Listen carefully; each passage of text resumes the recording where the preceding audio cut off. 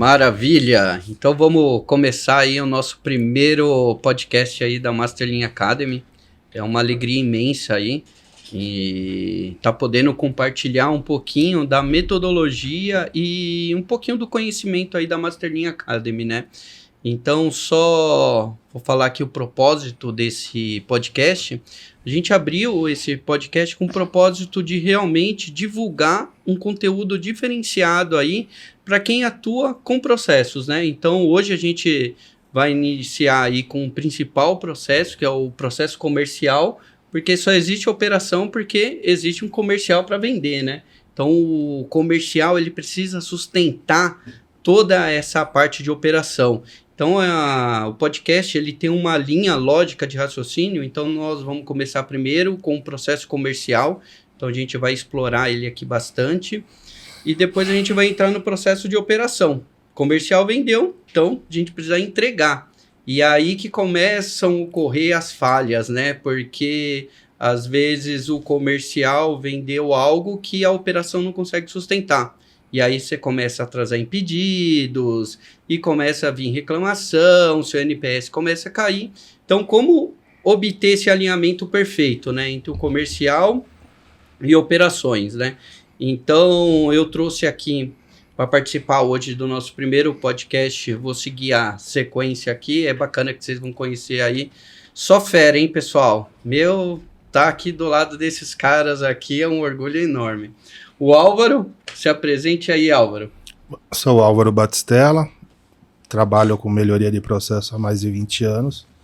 Trabalhei em grandes multinacionais, né, no Brasil, nos Estados Unidos, implementando Lean nas fábricas.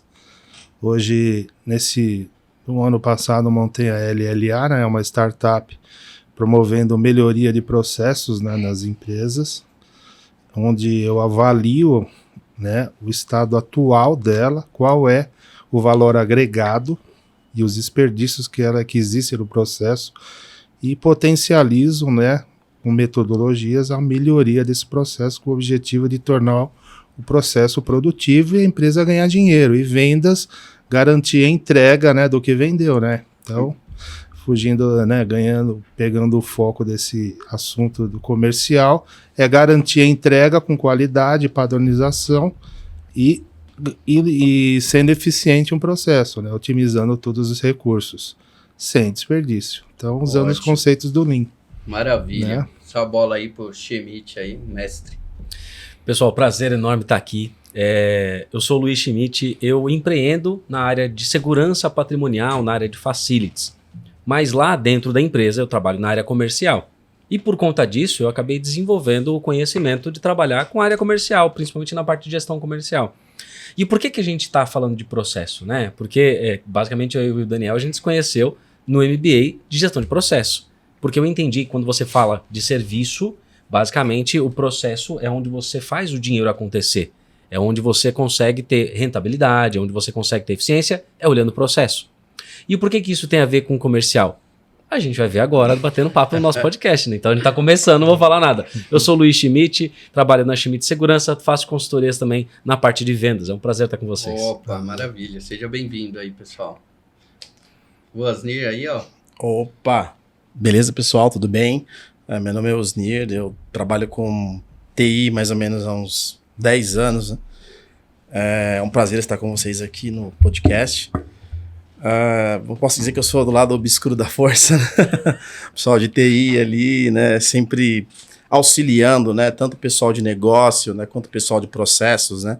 Então, tenho uma longa estrada aí para estar compartilhando com vocês hoje aqui sobre o que a TI ajuda, o que a TI ali está envolvida nos processos, algumas histórias também tem para compartilhar em relação a trabalhos, né, ou projetos que eu participei, né, trabalhei em algumas multinacionais, né, empresas também do Brasil em si, e acho que esse bate-papo vai ser legal aqui. Opa, maravilha. É legal quando fala de desenvolvedor, né, Talvez para quem tá assistindo não tá percebendo, mas tem até uma luz iluminando ele ali, né? Porque o cara fala hoje que ele é desenvolvedor. Antigamente você falava, você faz o quê? Sou programador. Falava baixinho. Falei, não, eu sou desenvolvedor de sistemas. Agora o cara tem até uma coqueluche. Parabéns. Não, isso é bacana, porque quem gera muita demanda para a área de TI é a área de operações. Vamos colocar essa atividade aqui no sistema. E aí, joga backlog pro Ozir. E ele é o cara que resolve as buchas. Aí não atende a qualidade... E aí fica aquele cerco vicioso, né?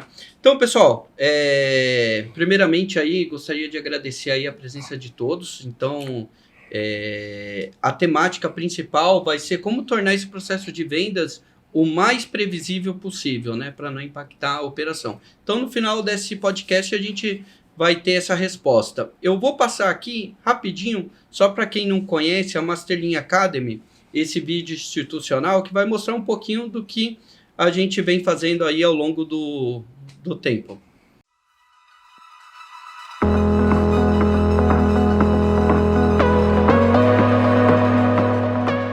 Você deseja obter sucesso no seu projeto? Alcançar uma promoção ou aprimorar um processo já em andamento? A Masterlean Academy oferece pacotes de treinamentos altamente atualizados e personalizados, com o contexto do mundo real das organizações. A escola Masterlean Academy possui mais de 5 anos de mercado, com mais de 700 alunos treinados e formados por professores altamente qualificados. Desde a nossa formação, lutamos para desenvolver treinamentos e mentorias especializadas por um valor justo que preencham as lacunas da educação formal com um alto valor agregado. Com o avanço da tecnologia e melhoria dos processos organizacionais, que são a base para a corporação se manter competitiva no seu negócio, fica cada vez mais difícil para os profissionais do mercado conseguirem uma atualização constante, sistêmica e assertiva, que traga resultados significativos e de alto impacto, levando a uma insegurança devido à sua baixa participação no crescimento da empresa, gerando assim consequências negativas para ambos os lados.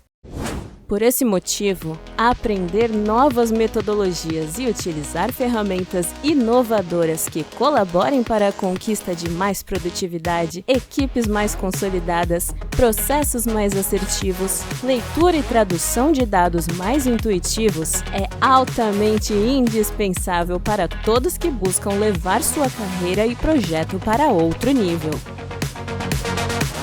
Você precisa melhorar a comunicação entre sua equipe e cliente final? Minimizar os riscos de atrasos, imprevistos e falhas durante a execução dos projetos? Ou quem sabe você precisa aumentar a agilidade nas entregas e a prevenção de problemas? Então, os cursos de metodologias ágeis como Scrum, Kanban e OKR são ideais para você. Conheça também a abordagem The Make para a resolução de problemas e redução de desperdícios em processos de negócios. Cursos de Power BI e Excel irão lhe proporcionar os conhecimentos necessários para tomar as decisões certas para o seu negócio.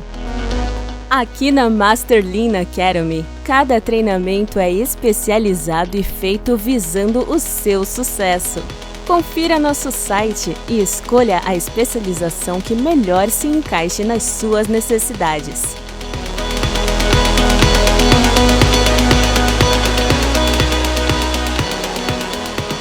Maravilha, dá um salve aí pro José e pra Carol que fizeram essa edição aí, ficou top. E já avisando que em março agora eu já vou divulgar a lista da agenda dos cursos, né? Então fiquem atentos aí, comecem a seguir as nossas redes sociais e sem mais delongas, vamos startar essa parada. Aí, ready? Bora! Bom, então vamos lá. Então beleza, pessoal, vamos começar aí. Então... Schmidt, cara, ajuda a gente a resolver esta temática, né? Como tornar os processos de venda mais previsíveis, né? Para ajudar essa galera da operação aí, o Álvaro que, coitado, ganhou até uns quilinhos a mais aí de tanto estresse, hein? Eu não consigo atender essa demanda, não sei o quê, tá. Olha que legal, né, cara? boa parte do nosso conhecimento sobre venda, ele nasceu com um estigma. Tem muito preconceito sobre vendas, porque a gente ainda acredita que o vendedor é aquele cara que é o falastrão, é o cara que é o bom de comunicação e tal, e vai ali enrolar os freguês. E não é assim que funciona. Principalmente quando a gente está falando que a nossa temática aqui ela vai muito mais para o B2B do que para o B2C. Então vamos dividir os mundos aqui. B2B, eu estou vendendo de empresa para empresa. Eu tenho que fazer algumas coisas que são pesquisas, muito antes de eu trabalhar a venda. Então, a venda, ela não começa no relacionamento, ela não começa na venda, ela começa com uma pesquisa. E tem um livro chamado Receita Previsível. Esse livro já foi escrito há alguns anos. Só que esse livro, ele faz com que a gente entenda que é possível previsionar vendas. O vendedor não é aquele cara simplesmente que chega ali para trocar uma ideia e ele fica ali batendo um papo, tomando uma cerveja e surge oportunidade e a partir daquela oportunidade surge um negócio. Porque senão vai parecer magia. Não é isso. A venda ela é muito mais técnica. Tem talento na venda? Claro que tem. É necessário que se tenha talento para que você seja um bom vendedor. Mas venda é técnica. Sim, e até complementando isso, quando você começou... É engraçado, eu acho que tem alguma parte psicológica que a gente adora comprar, né? A gente quer comprar, quer fazer o estrago, né? Principalmente minha esposa. Só que a gente sente um certo bloqueio, né? Quando recebe um vendedor oferecendo uma proposta. Principalmente ligando, você já cria um bloqueio, né, cara? Que loucura, né, meu? A gente gosta de comprar, mas não tudo... nem todo momento e nem para toda situação. Então, a compra ela tem um momento temporal que ela vai acontecer. Quando a gente está falando de compra para a gente, isso muda muito. Por exemplo, eu tenho 2 filhos. Eu não gosto muito de gastar dinheiro, mas são coisas que são inevitáveis. Eu vou para um aniversário, eu preciso comprar um presentinho. Eu tenho roupa, meu filho perde sapato, tênis a cada mês. Então, skatista? Não, é porque cresce o pé mesmo. E não tem como. Então, mesmo não querendo, eu tenho que comprar algumas coisas. Só que é muito diferente a questão da abordagem. Então, assim, quando eu preciso comprar um tênis pro meu filho, eu vou até a loja e olho um tênis que pra que é. E aí, olha uma grande diferença. Vamos falar aqui de uma venda B2C, mas pode ser por um B2B também. Quando você chega numa loja para comprar um tênis, a pessoa que te aborda fala, tudo bem, posso te ajudar? Você fala, pode. Tá procurando o quê? Tô procurando um tênis pro meu filho. Ah, legal, vou te mostrar. Tá bom, ela vai lá e te mostra todos os tênis. Poucos são os vendedores que te perguntam, pra que é? Pra escolinha ou pra sair? Ah, não, é pra escola. Com cadarço ou sem cadarço? Não, é sem cadarço. Ah, legal, de personagem ou sem personagem? Por quê? O vendedor, o bom vendedor é aquele que ajuda você a fazer filtro. Sim. Hoje em dia, a gente vai comprar alguma coisa pela internet... Basicamente, os programadores estão aqui para nos ajudar. Eles fazem o quê? Filtro. Por quê? Eu tenho muita informação, mas eu preciso filtrar aquilo que é para mim. Filtros personalizam venda. Sim. Não vai ter mais espaço para aquele vendedor que é fechador de pedido, né? O cliente chega aquele sapato, mas não interage, né? Ele só tá ali para fechar o pedido, para fazer Cara, espaço até tem. Ainda tem empresas que vendem por conta disso. Mas ela vende uma vez, talvez ela não venda 2. Ela vende uma vez, talvez ela não venda com margem. Ela vende uma vez, mas aumenta a reclamação da empresa no Reclame Aqui, por exemplo. Então, o que a gente está entendendo, e falando aqui, por exemplo, de relacionamento B2B, cara, eu não quero vender uma vez para a empresa, eu quero vender toda vez, sempre que puder. Então, eu quero ter um relacionamento. Se eu quero ter relacionamento, eu tenho que ter reputação. Se eu preciso ter reputação, eu tenho que ter constância, tenho que ter entrega. Daí a gente fala a respeito disso. Como é que eu vendo alguma coisa que eu vá entregar? Vamos afunilar um pouquinho mais essa relação B2B, né? O que é uma venda, necessariamente? É eu te prometer alguma coisa com base na sua expectativa e na minha, e eu te entregar aquilo. Isso é quando uma venda se realiza de fato. Agora, o que acontece nesse meio do caminho? Muita coisa antes, que a gente vai falar um pouco, que é de prospecção, e muita coisa depois, que é a entrega. Vamos falar um pouquinho de prospecção aqui? Putz, esse é o principal processo, né? É a captura, né, meu? Alguém precisa prospectar cliente, né? E não ficar a casa aguardando, né? Que eu vejo muito... Ah, Daniel, lancei uma consultoria. Faz o site, fica ali. Não fecha, né? Não fecha pedido. Tem um processo, né? Cara, tem muita coisa antes da prospecção, é muito legal. Para você começar uma prospecção, primeiro você tem que entender uma coisa que você falou muito bem, Álvaro. Que negócio qual é o meu negócio? Qual é o problema que eu resolvo? Bacana. De quem eu resolvo esse problema? Isso aí. Quando a gente vai desenvolver uns sistemas, eu não tenho que entender. Na minha época fazia caso de uso, né? Você colocava os atores para fazer o caso de uso para desenvolvimento de sistemas. Então, nesse caso, você vai desenvolver o sistema, qual o objetivo, né? Então, se eu vou fazer uma venda, eu tenho que entender que negócio que é. De quem que eu estou resolvendo esse problema? E aí a gente tem 2 caminhos. Muitos clientes me perguntam assim, eu estou fazendo inbound marketing e não estou tendo resultado. Eu estou fazendo prospecção e não estou tendo resultado. Vamos falar de um funil de vendas, aí tem gente que nem conhece o funil de vendas, mas vamos falar de um funil em Y, tá? Eu tenho conteúdo que eu estou gerando na minha rede social, eu tenho e-mail marketing que eu estou disparando para uma base, eu tenho uma série de coisas sendo feitas, mas não gera resultado. Eu tenho, por outro lado, uma prospecção sendo feita e também não gera resultado. Muito provavelmente eu não estou entendendo bem de quem eu resolvo esse problema. Isso aí.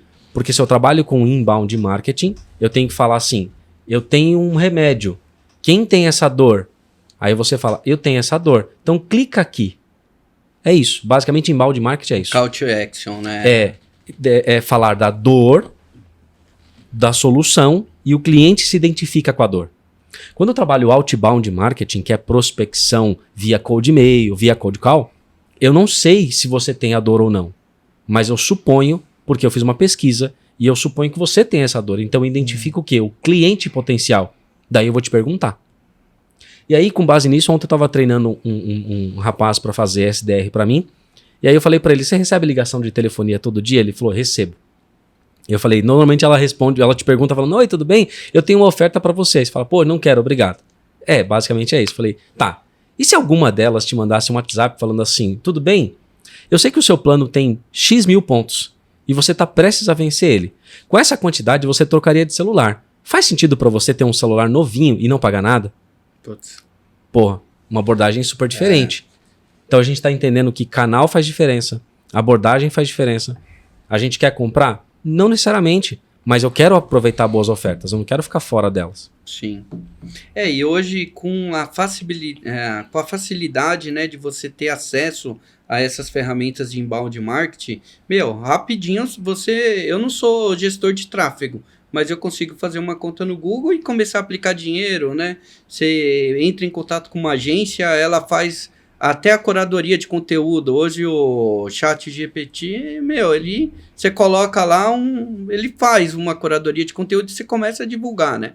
E você fica aguardando o cliente, mas é muito mais que isso, né? Porque leva um tempo de maturidade, né? Para você ter um reconhecimento orgânico do mercado, né? Não é tão rápido. Por que eu conectei essas coisas? Que processo e comercial? Porque comercial ele tem um processo, ele segue um processo, que é um processo de maturação do cliente. Quando a gente pensa no nosso funil de vendas, por exemplo, quem está no topo do funil de vendas é aquela pessoa que talvez ela nem saiba que ela tem aquele problema. Aí entra o inbound marketing. Você começa a falar com ela.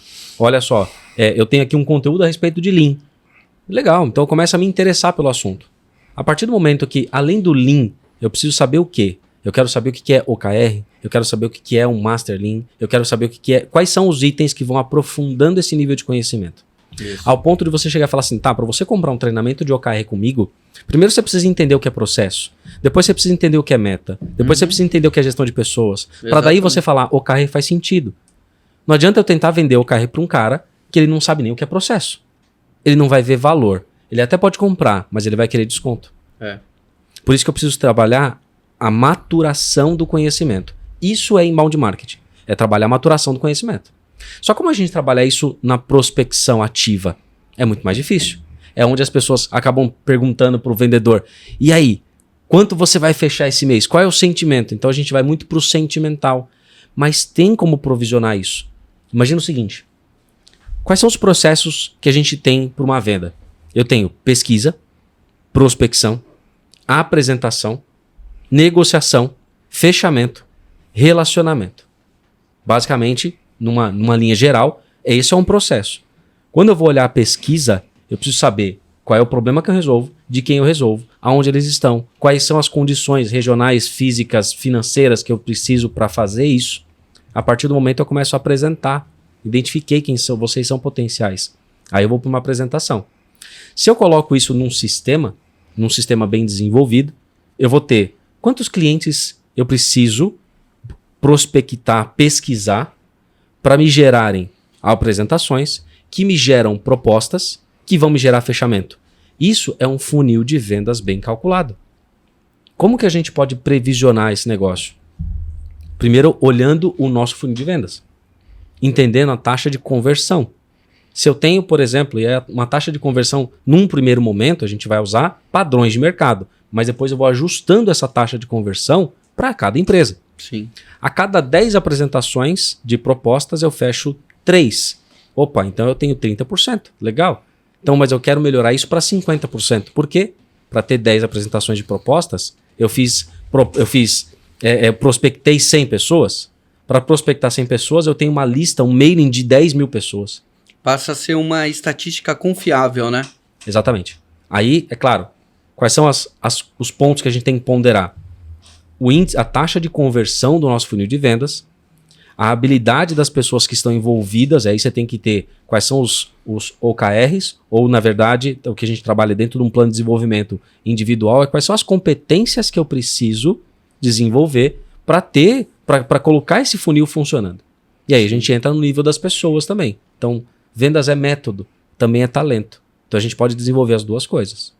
Maravilha, cara. É bacana, né? Saber que isso e também tem que ser muito bem ponderado, né? Por exemplo, aconteceu comigo, né? Eu comecei a estudar o marketing digital e fui pro tráfego, né? E aí, peguei o site, fiz todas aquelas técnicas de SEO e veio uma demanda gigante. Opa, peraí, mas no início era só eu que dava aula. Como eu vou atender, dar treinamento para 2.000 pessoas? Aí começa dá muita vontade de pegar. Nossa, contrato legal, um valor. Só que dá aquele medo, né? Porque será que eu vou atender a expectativa? É uma demanda que, minha equipe inicialmente era só eu. Depois que o Álvaro entrou aí, tá entrando outros professores também, para atender essa demanda. Então tem que ter esse momento de ponderação. Porque, principalmente em site educacional, a parte do CRM, o aluno ele começa a fazer um curso, ele tem muita dúvida, né? E aí ele quer interagir com os professores, só que cada um tem sua demanda. Será que a gente vai dar um respaldo legal?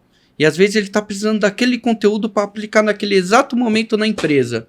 E aí você não dá um respaldo, que é aquele pós-venda, você acaba perdendo a credibilidade, né? E aí começa a gerar reclamação. Então aquela sua ambição inicial... foi um tiro no pé, né? Porque eu aceitei, só que eu não tenho uma equipe para dar um respaldo, como eu aqui, eu fecho uma turma por mês, eu conseguia dar um atendimento exclusivo, né? Para cada um, né? Você pode ver que até a turma de inglês aqui, de Business English, o Álvaro pegou 3, 4 pessoas, né? Porque era exclusivo, diferente se ele pegasse e fala aí, Álvaro, 20 pessoas... Você não consegue gravar a tonalidade. Então, a gente focava mesmo em turmas pequenas para dar aquela qualidade, para você acompanhar o desenvolvimento. Imagina você com 20 filhos, Como você vai acompanhar o desenvolvimento? Alguém se perde no caminho, né? E aí a qualidade, né? Ela impacta na qualidade do resultado. Um que aprende, tem maior aptidão, né? Tem talento de aprender um idioma, por exemplo, e o outro que tem mais dificuldade. Aí aquele fica para trás, né? Fica com vergonha e aí fala, o curso não me atendeu. Porque agora, quando você foca em um público menor, você consegue dar atenção, né? A nossa tática era o seguinte: o que tinha o maior expert ajudava o que tinha menor conhecimento ou dificuldade. Então ajuda lá, né? Até eu brincava que eu era o professor preguiçoso. Então, eu fazia o aluno que tinha maior expertise ensinar o que tinha entendido para o outro. E se tornava bacana, engraçado. Porque isso fazia parte do processo de desenvolvimento, né? Então, nada melhor do que você explicar, né? O que você acabou de aprender, né? E eu me lembro bem, na minha vida acadêmica, né? Principalmente quando eu fiz cursinho para entrar na faculdade, matérias como história, que eram terríveis. Eu estudei no Anglo e tinha os professores que contavam a história como se estivesse contando uma fofoca. Cara, todo mundo prestava atenção, entendia o fato do que você falar, lê e depois eu te dou um teste, né? Era um horror, né? Então, a arte de ensinar, você tem que ter o quê? Envolver e fazer aquilo se tornar bom, né? Para quem gosta daquele assunto, né? Porque muitas pessoas no empreendedorismo falam assim, até eu vi há muitos anos atrás, um ganhador de um Big Brother, o que você vai fazer?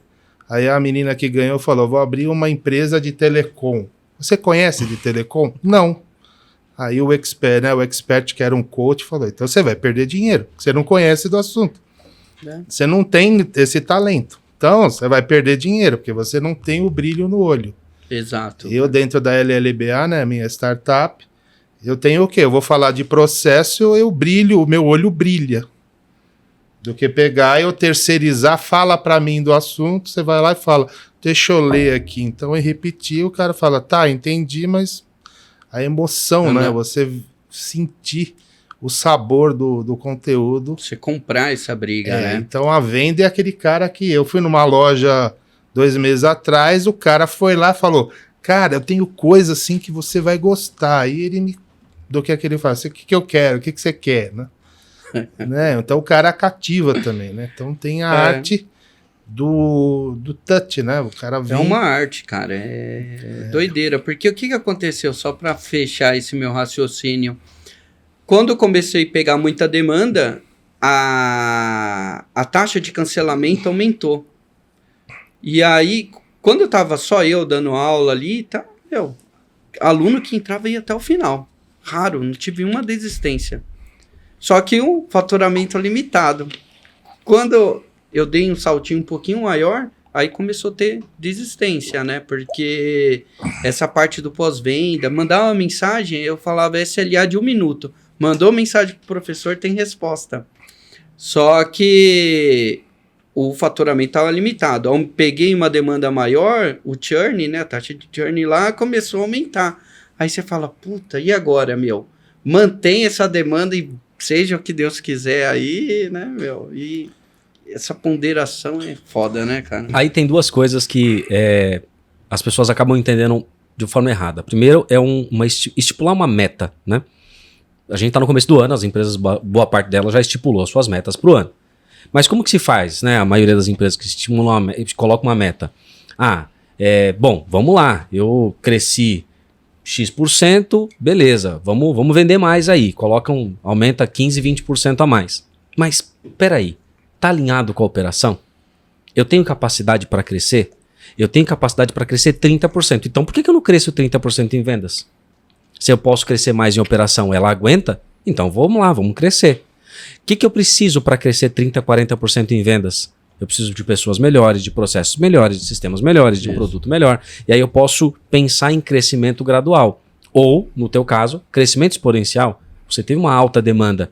Tenho capacidade de exponencializar o meu negócio ou não tenho, para não gerar gargalo na operação? Então, quando a gente vai pensar uma meta de venda, eu tenho que estar alinhado à operação e outra. Eu tenho que estar alinhado também às diretrizes de crescimento da empresa. Que foi o que eu cheguei hoje. Eu cheguei para esse ano, para os demais diretores lá da empresa e falei, quanto que a gente precisa vender? Por quê? Porque eu quero que você olhe o financeiro. Quanto que você precisa ter no final do ano?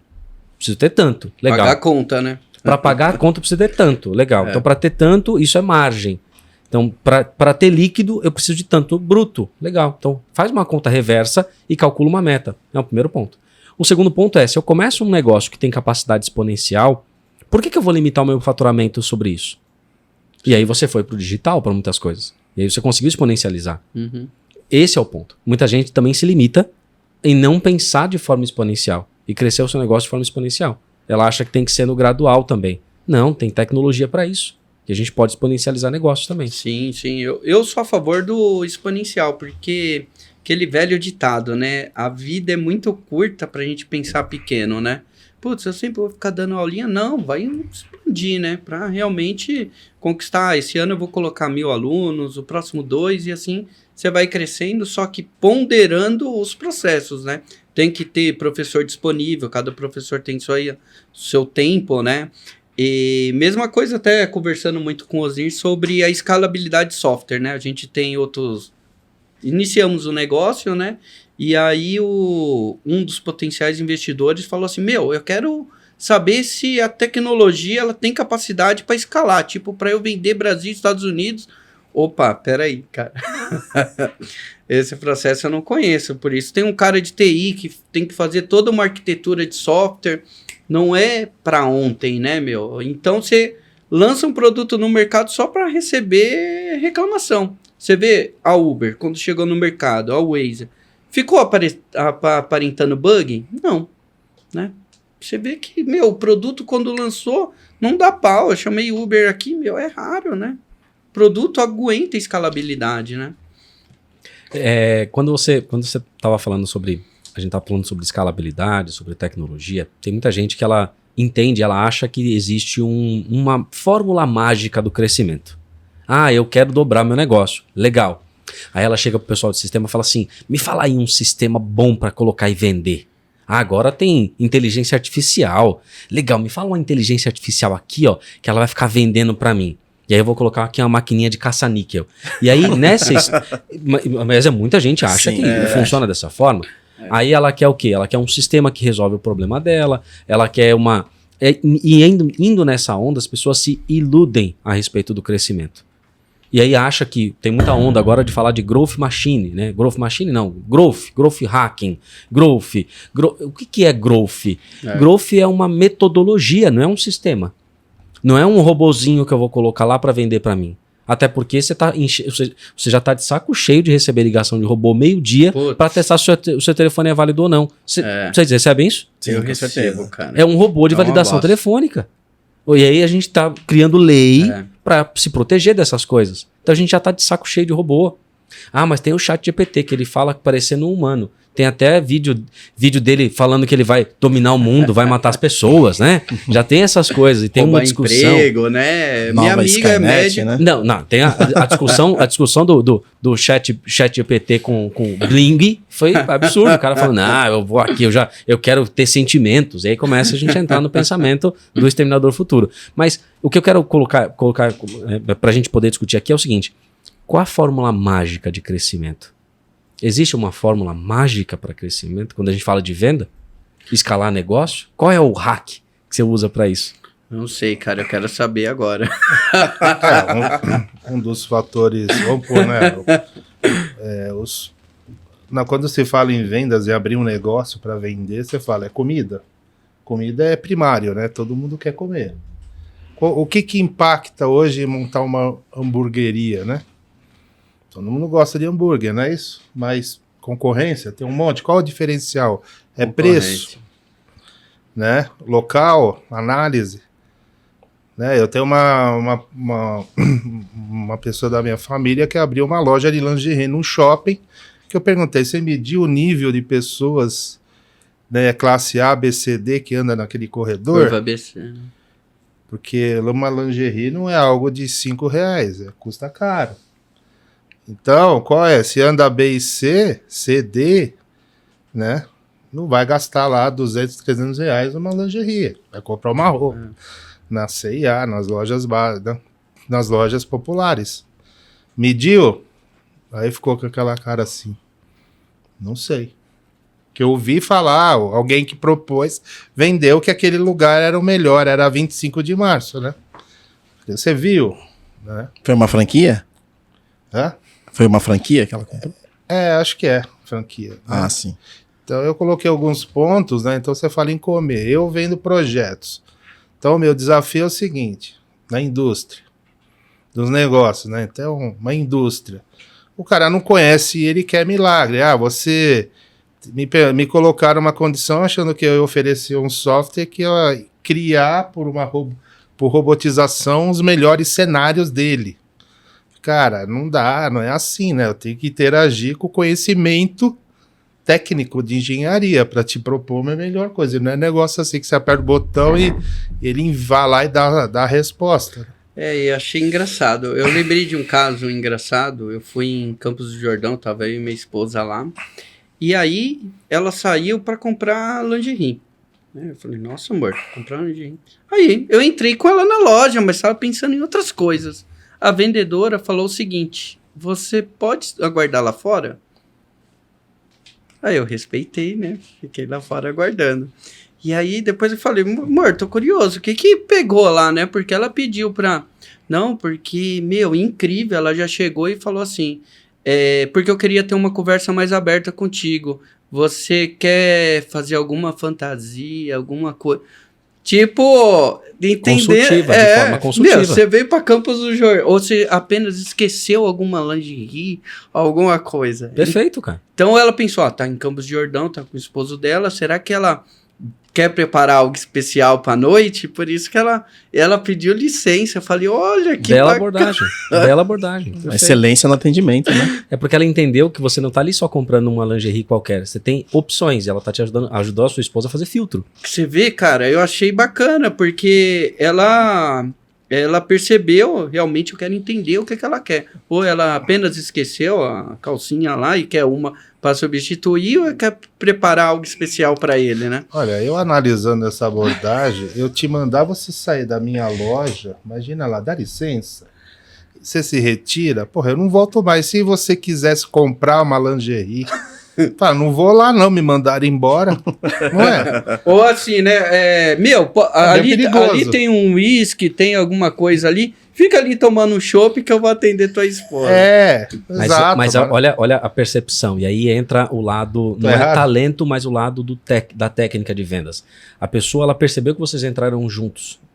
E ela perguntou pra tua esposa o que ela gostaria. E ela se sugeriu, e ela viu que você ficou vagando, você não estava ali procurando etiqueta, você ficou boiando na história. E aí ela preferiu falar assim, olha, aguarda lá fora. Só qual foi a grande coisa? A esposa saiu da loja, ele ficou curioso, ele perguntou para a esposa, e ela falou, e ele foi surpreendido. Então ele voltaria na loja pelo resultado.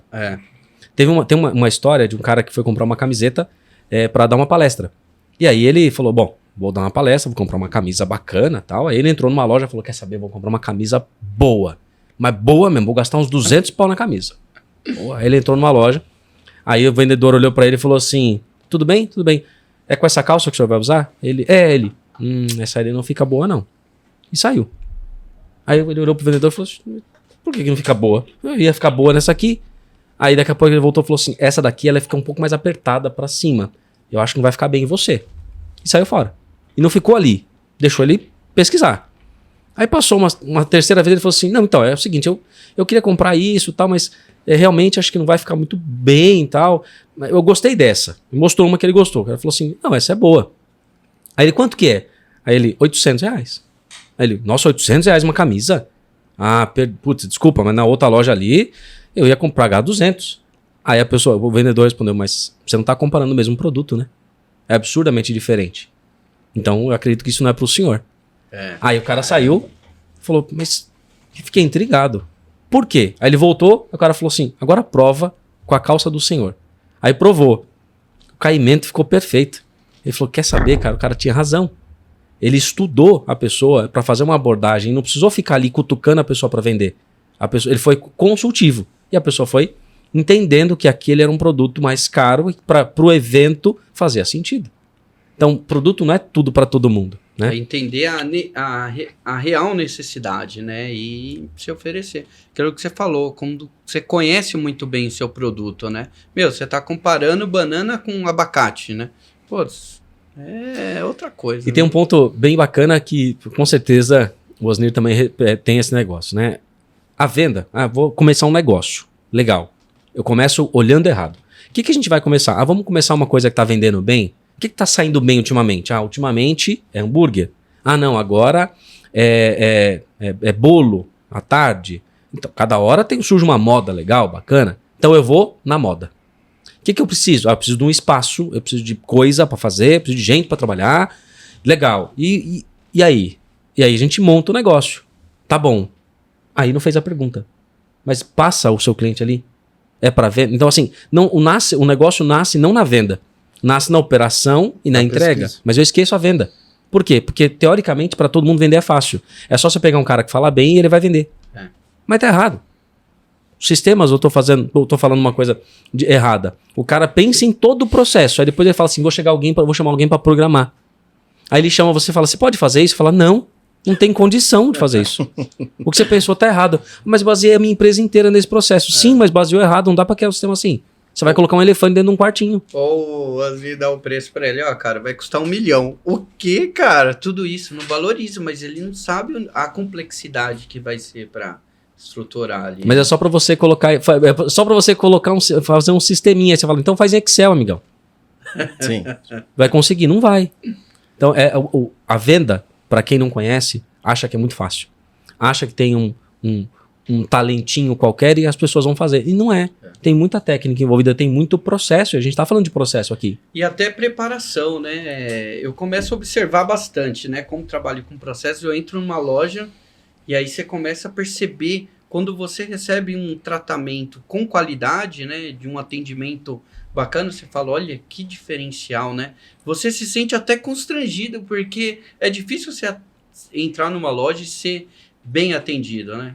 Então... É, a diferença, né, de você ser atendido naquele restaurante australiano, né, que tem aí nos shoppings, e às vezes você ir numa hamburgueria aí em qualquer lugar, né? Que atende massa, né, meu? Tá preocupado em atender a demanda, não com a qualidade do serviço.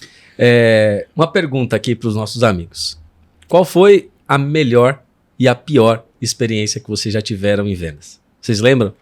Você diz em relação a algum alguém exemplo querendo me vender? Uma vez que você comprou alguma coisa que foi muito bom e uma vez que você foi impactado com alguma questão de vendas que foi muito ruim. Sem citar nomes de loja e de pessoas, mas dá pra gente dar exemplos aqui. Olha, eu vou contar uma experiência que eu tive recente em relação com esse óculos, né? Eu fui aqui perto aqui, né? Onde nós estamos, né? Numa avenida aqui bem famosa aqui da região. E eu passei no local e eu falei, olha, eu gostei desse óculos, desse e desse.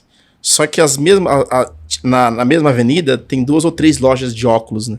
E elas são parceiras, né? Então eu vi um óculos, esse óculos aqui no caso, eu não lembro se foi esse, ou se foi um outro. Eu falei, legal, guarda pra mim que eu vou na outra loja que é a sua parceira. E aí eu cheguei lá, olhei o outro óculos, falei, não, eu gostei daquele outro, eu vou voltar lá.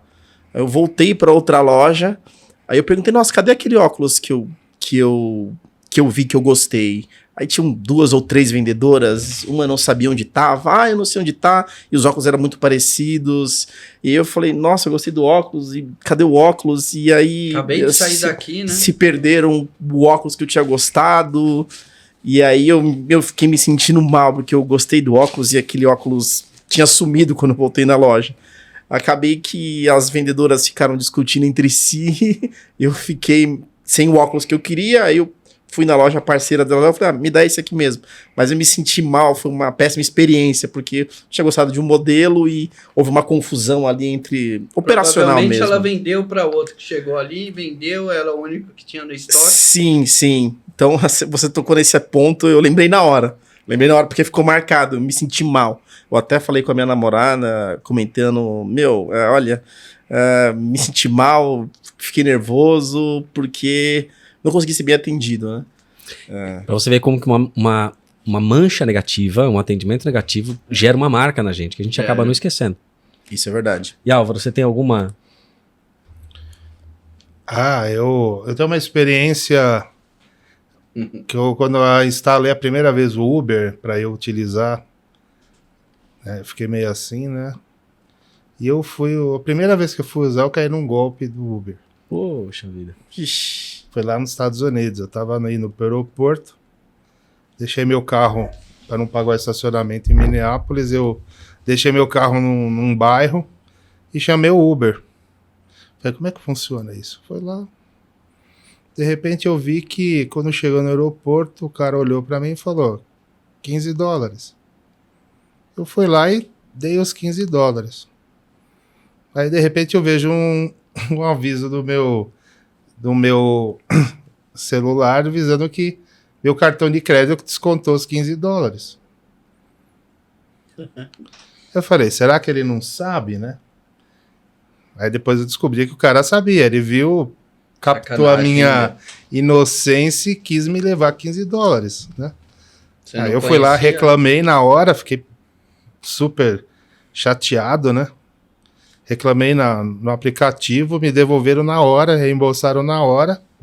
Então, você vê, o aplicativo fez a parte Fez técnica excelente. operacional dele. Me Né? deixou confiante. O problema foi a desonestidade do... Agora, uma coisa que eu fiquei, assim, que tive uma...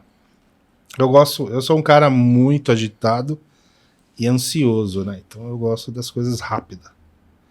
Eu, para fazer um curso que você compra digital, eu me suicido, porque quando começa, então, deixa eu contar, eu já quero chegar no ponto final. Como é que faz? Principalmente quando você vai fazer um software, né? Você vai desenvolver alguma linguagem, como é que eu quero montar aquela, né? E aí eu instalei, um cara falou, instala o Turbi. Lá até foi o Rafinha lá. Cara, você chegar numa Movidas, querer um carro, e chegar naquela burocracia, como se você fosse um ladrão, né? E preenche papel, e mostra, e dá cartão de crédito, e fica lá, e faz seguro, e o cara olha o carro. Eu falei, puta, que saco, né? Isso aí é algo assim, como se a gente fosse levar o carro. Porque você morou muito tempo fora, né? E você chega aqui no Brasil, alguns processos precisam colocar tanta burocracia pela desonestidade do público, né? Então eles precisam amarrar. E aí você entra no Turbi, tá na garagem e tal, um botãozinho em meia hora, pede pra você ir até o local, você fotografa o carro, né? Pra garantir que tá tudo ok, se alguém for te cobrar, né? Tudo no aplicativo, você abre a porta, tá a chave no contato, você liga o carro, vai lá, usa. Se você fez um contrato de 1 dia, de 2 dias, você devolve o carro como... Cara, e ninguém interage com você só no aplicativo. Eu falei assim, caramba, um dia eu tava andando de bike em São Caetano, passei em frente a uma locadora, maior fila. Falei, gente, entra no Turbi, cara, não precisa ficar nessa fila aí, né? Cara, isso é incrível. Tem canais agora que você não conversa, que nem os bancos digitais, né? Você não conversa com a pessoa, só digital. E olha que coisa interessante, aqui a gente está falando de uma experiência em que tinham pessoas vendendo e uma experiência que não tinham pessoas vendendo. E aí a gente entende que o vendedor ele tem o poder na mão dele, quando ele faz parte do processo, ele tem o poder na mão de transformar aquilo de uma experiência positiva ou uma experiência negativa. E tem uma questão que a venda, quando ela é mal feita, ela beira a desonestidade. E esse é o poder que o vendedor tem na mão. Isso aí. De colocar à frente do processo os valores humanos que estão presentes nele. Ou, às vezes, até os valores da própria empresa. Porque, às vezes, não é o vendedor que é desonesto, mas o processo da empresa que faz com que ele seja mesmo, de verdade. Então, tem metas agressivas, né? E aí o cara tem que... Às vezes tem bola no processo, a gente tá falando de venda B2B. Às vezes tem bola, às vezes tem uma coisinha que você tem que fazer ali, um favor acolá, para que a coisa aconteça. E às vezes o vendedor se predispõe a fazer isso dentro do processo comercial, e às vezes não é nem parte da vida dele, mas ele entrou naquele jogo. E que não é o processo correto. E aí a gente entende também que a venda acontece muitas vezes sem o vendedor. Quando você fala, né, dentro de um processo a bola, o termo do bribing, você dá dinheiro à parte para vender, aí o que acontece? O fabricante fala, eu vou vender essa água, então se ela custa R$2 pro varejo, né, eu vou cobrar 3, porque eu tenho que pagar. A conta é paga de algum jeito. A conta é paga. Inflaciona o produto, porque você sabe que no final eu vou ter que pagar, né? Não só a logística, né? Mas sim os atravessadores do processo. E tem uma questão, uma questão que muita gente confunde, comissão, pedágio e favor. São 3 coisas muito diferentes. Tem gente que acha que comissão é favor. Não, comissão é obrigação. Quando exige uma comissão? Quando tem trabalho do vendedor, quando tem trabalho de venda. Porque aquela pessoa executou um trabalho para ser feito isso. E comissão é louvável. E o brasileiro, a motivação do vendedor, né? O brasileiro ele tem um pensamento diferente a respeito, principalmente do americano, que muitas vezes aqui a gente não gosta de trabalhar por comissão. A gente trabalha menos por comissão. Você pega um pensamento americano, o cara quer trabalhar comissão, porque comissão exponencializa. E aqui a gente quer aquele negócio. Se o vendedor ganha mais que o diretor, o negócio tá estranho. Putz, cara, aqui tem meu essa Deus. cultura. Vamos pagar um saláriozinho fixo pro cara, o cara vai ficar feliz, vai achar que ele tá trabalhando na repartição pública, vai trabalhar com muito menos produtividade, mas vai ficar felizão. Beleza, mas sua empresa vai estar uma bosta. Porque ela poderia vender mais. Exato. Sua empresa poderia estar vendendo mais, melhor, poderia estar ganhando mais. O seu vendedor poderia estar andando num baita de um carrão e que bom. Ah, mas ele está ganhando mais dinheiro que eu. Então, porque você não está fazendo conta. Então, faça a conta direito para que ele venda e você ganhe dinheiro também. Sim. Segundo ponto, pedágio. É a bola que a gente está falando, né? Isso não faz parte do processo de venda. Via de regra, ele é um ponto que sai da curva. Mas essa conta é paga de algum jeito. Sim. Tem mercados que funcionam assim. Porque o cara prefere fazer a bola do que pagar uma comissão coerente com aquele mercado. Eu vivo isso, né, atualmente. Tem um relacionamento com uma pessoa que representa uma empresa de uma marca de produto de limpeza. Você só entra se tiver bola para alguém. E pro dono da cadeia lá, do varejo, ele não está se importando. Né? São premissas que tem no processo, né? Aí você tem que levar em consideração. Então a indústria, eu vejo, né? Ela representando a indústria, ficar refém e humilhada. Eu vou falar uma experiência minha na minha carreira, que eu fui gerente da BSH, que fabricava os fogões Bosch, refrigerador. 2005 a empresa fechou, que era refém do varejo. Então as empresas, né, aí hoje, não vou nem falar o nome das, né, eles deixavam a indústria sufocar, porque ela tinha que produzir, não comprava, chegava no último dia do mês, fazia leilão, pagando o que eles queriam. E a empresa tinha que produzir durante o mês, enchia os estoques, né? Eu sei que em 2005 a Whirlpool falou, não vendo mais para essa...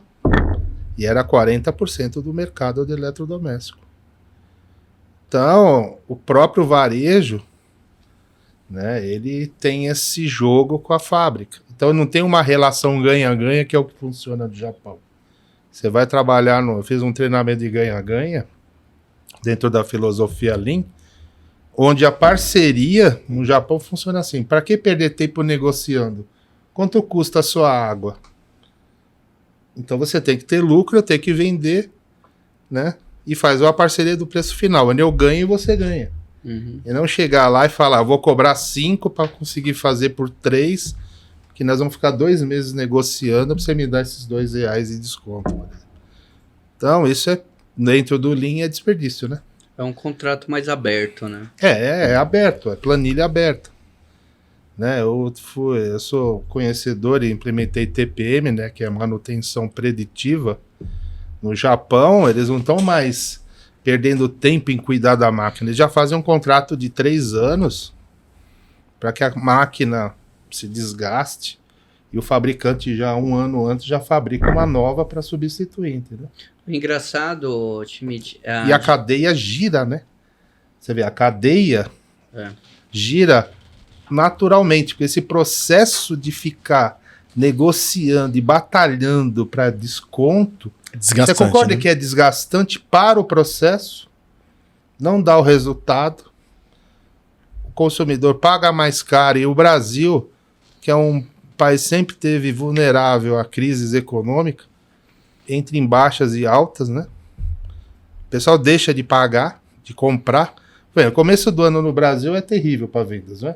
Porque tem IPVA, tem seguro, tem tudo de IPTU. O brasileiro deixa de comprar, não é assim? A escola tá fechada porque falou assim, não, olha, só depois do carnaval. Fechei uma turma que o pessoal falou, ó, o próximo curso só depois do carnaval agora. Por isso que eu vou lançar a agenda só depois do carnaval. Porque ninguém quer estudar antes, meu. Tá no calendário da faculdade. Matrícula escolar de filho, PVA. IPVA, vixe. O cara não vai pegar e comprar nada, né? Ele gastou no Natal o 13º, e aí só começa em março. Só se ele precisar mesmo, né? E aí como é que a gente faz pra gente vender em janeiro? Então, o grande desafio que todo mundo fala. Alguém precisa ter dinheiro para comprar, né? O que o pessoal faz é poupa o que vendeu em dezembro, né? E faz o rateio para janeiro, fevereiro. Posso ir na contramão dessa história? Opa!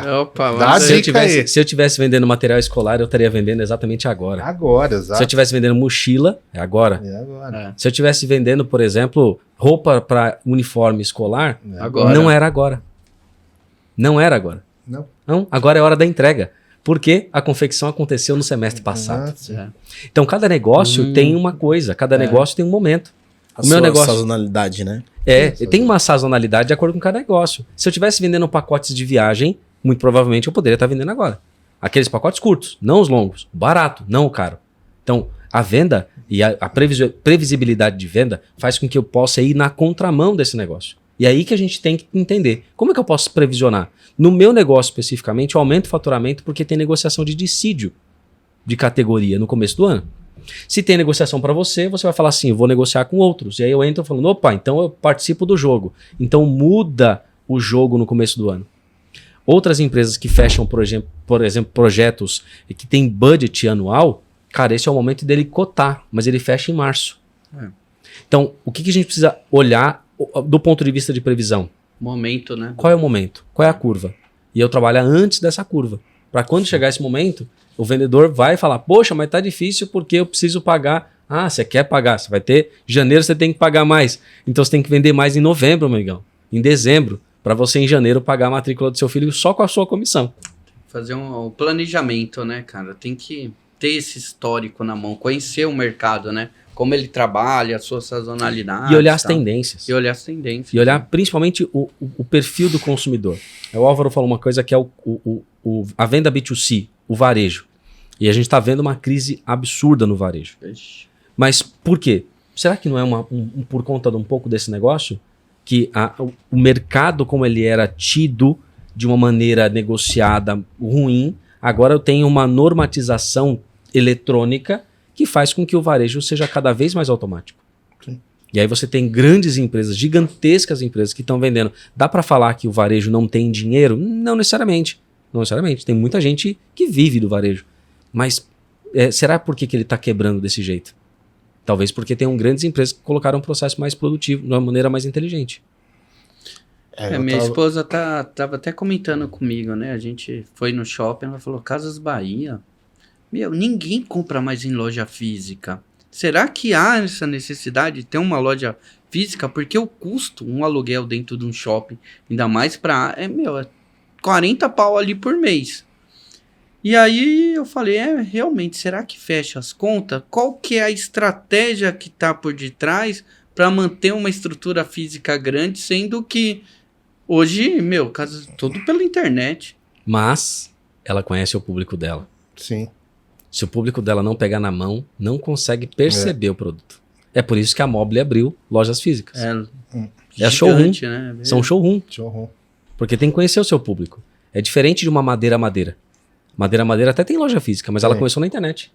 Porque o público dela tem capacidade intelectual e necessidade, desejo, forma de fazer, de que ela não precisa, nem quer estar na loja. Ou você vai lá, vê na loja física o produto que você quer comprar, né? E faz a compra pela internet. Eu vi, peguei, né? Senti a emoção. Um dos pontos que eu vejo de eletrodoméstico é o seguinte. Vou te vender um refrigerador de 540 litros. Você sabe o que é isso? Eu posso pedir em cerveja, dá o quê? Um final de semana e meio?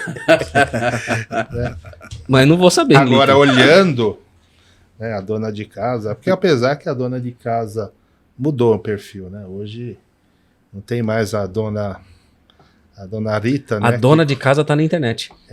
A dona de casa hoje é Tá a no mulher carrinho. que trabalha, que tá na rua, que precisa, né? Olhou na casa da amiga e quer uma parecida e vai lá, olha o tamanho, mede a cozinha, né? Do que a mãe que ia lá e olhar assim, ficar passando a mão na loja. Mas existe sim você olhar, que nem sapato. Eu fui numa loja no Outlet e aí estavam fechando uma marca famosa aí de tênis, vai ser tudo no site. Aí eu falo assim, o risco é o seguinte, devolução, né? Mas eles estão preparados, porque você compra um tênis, ai que lindo. Quando você vai, compra o seu número, chegou, né? Entregaram. E você experimenta, ele não é confortável. E aí? Né? Então você tem que ter todo um processo inteligente de devolução. Até eu lembra quando a gente fez um piloto numa grande rede aí, só na área logística, eu e o Dani fomos lá, lembra? Lá em Alphaville, na devolução dessa marca, né? Que tá aí, né? Dos pioneiros do comércio digital, né? Loucura, cara. E os caras só devolução. Osnir, é fácil vender software? Olha, é uma matéria bem complexa mesmo, né? Porque, que nem você estava comentando, né? A questão do cliente entender o que ele quer, e aí você também entender o produto. É como se fosse ali, você tem que ter um casamento ali com o cliente. Você tem que ter um casamento ali com o cliente, porque aquela velha história, aquela velha fotografia, né? Acho que muitas pessoas já viram, né? Da árvore, que se pediu um projeto X e no final do projeto saiu uma balança, né? O cara pediu uma árvore com balança e saiu uma gangorra.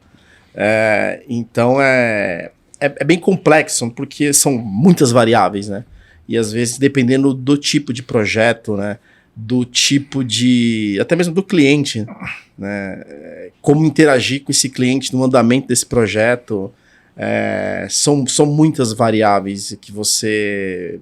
Mas o Bill Gates conseguiu vender no PowerPoint, né? Mas como nem todo mundo é o Bill Gates, hoje você tem várias vertentes que você...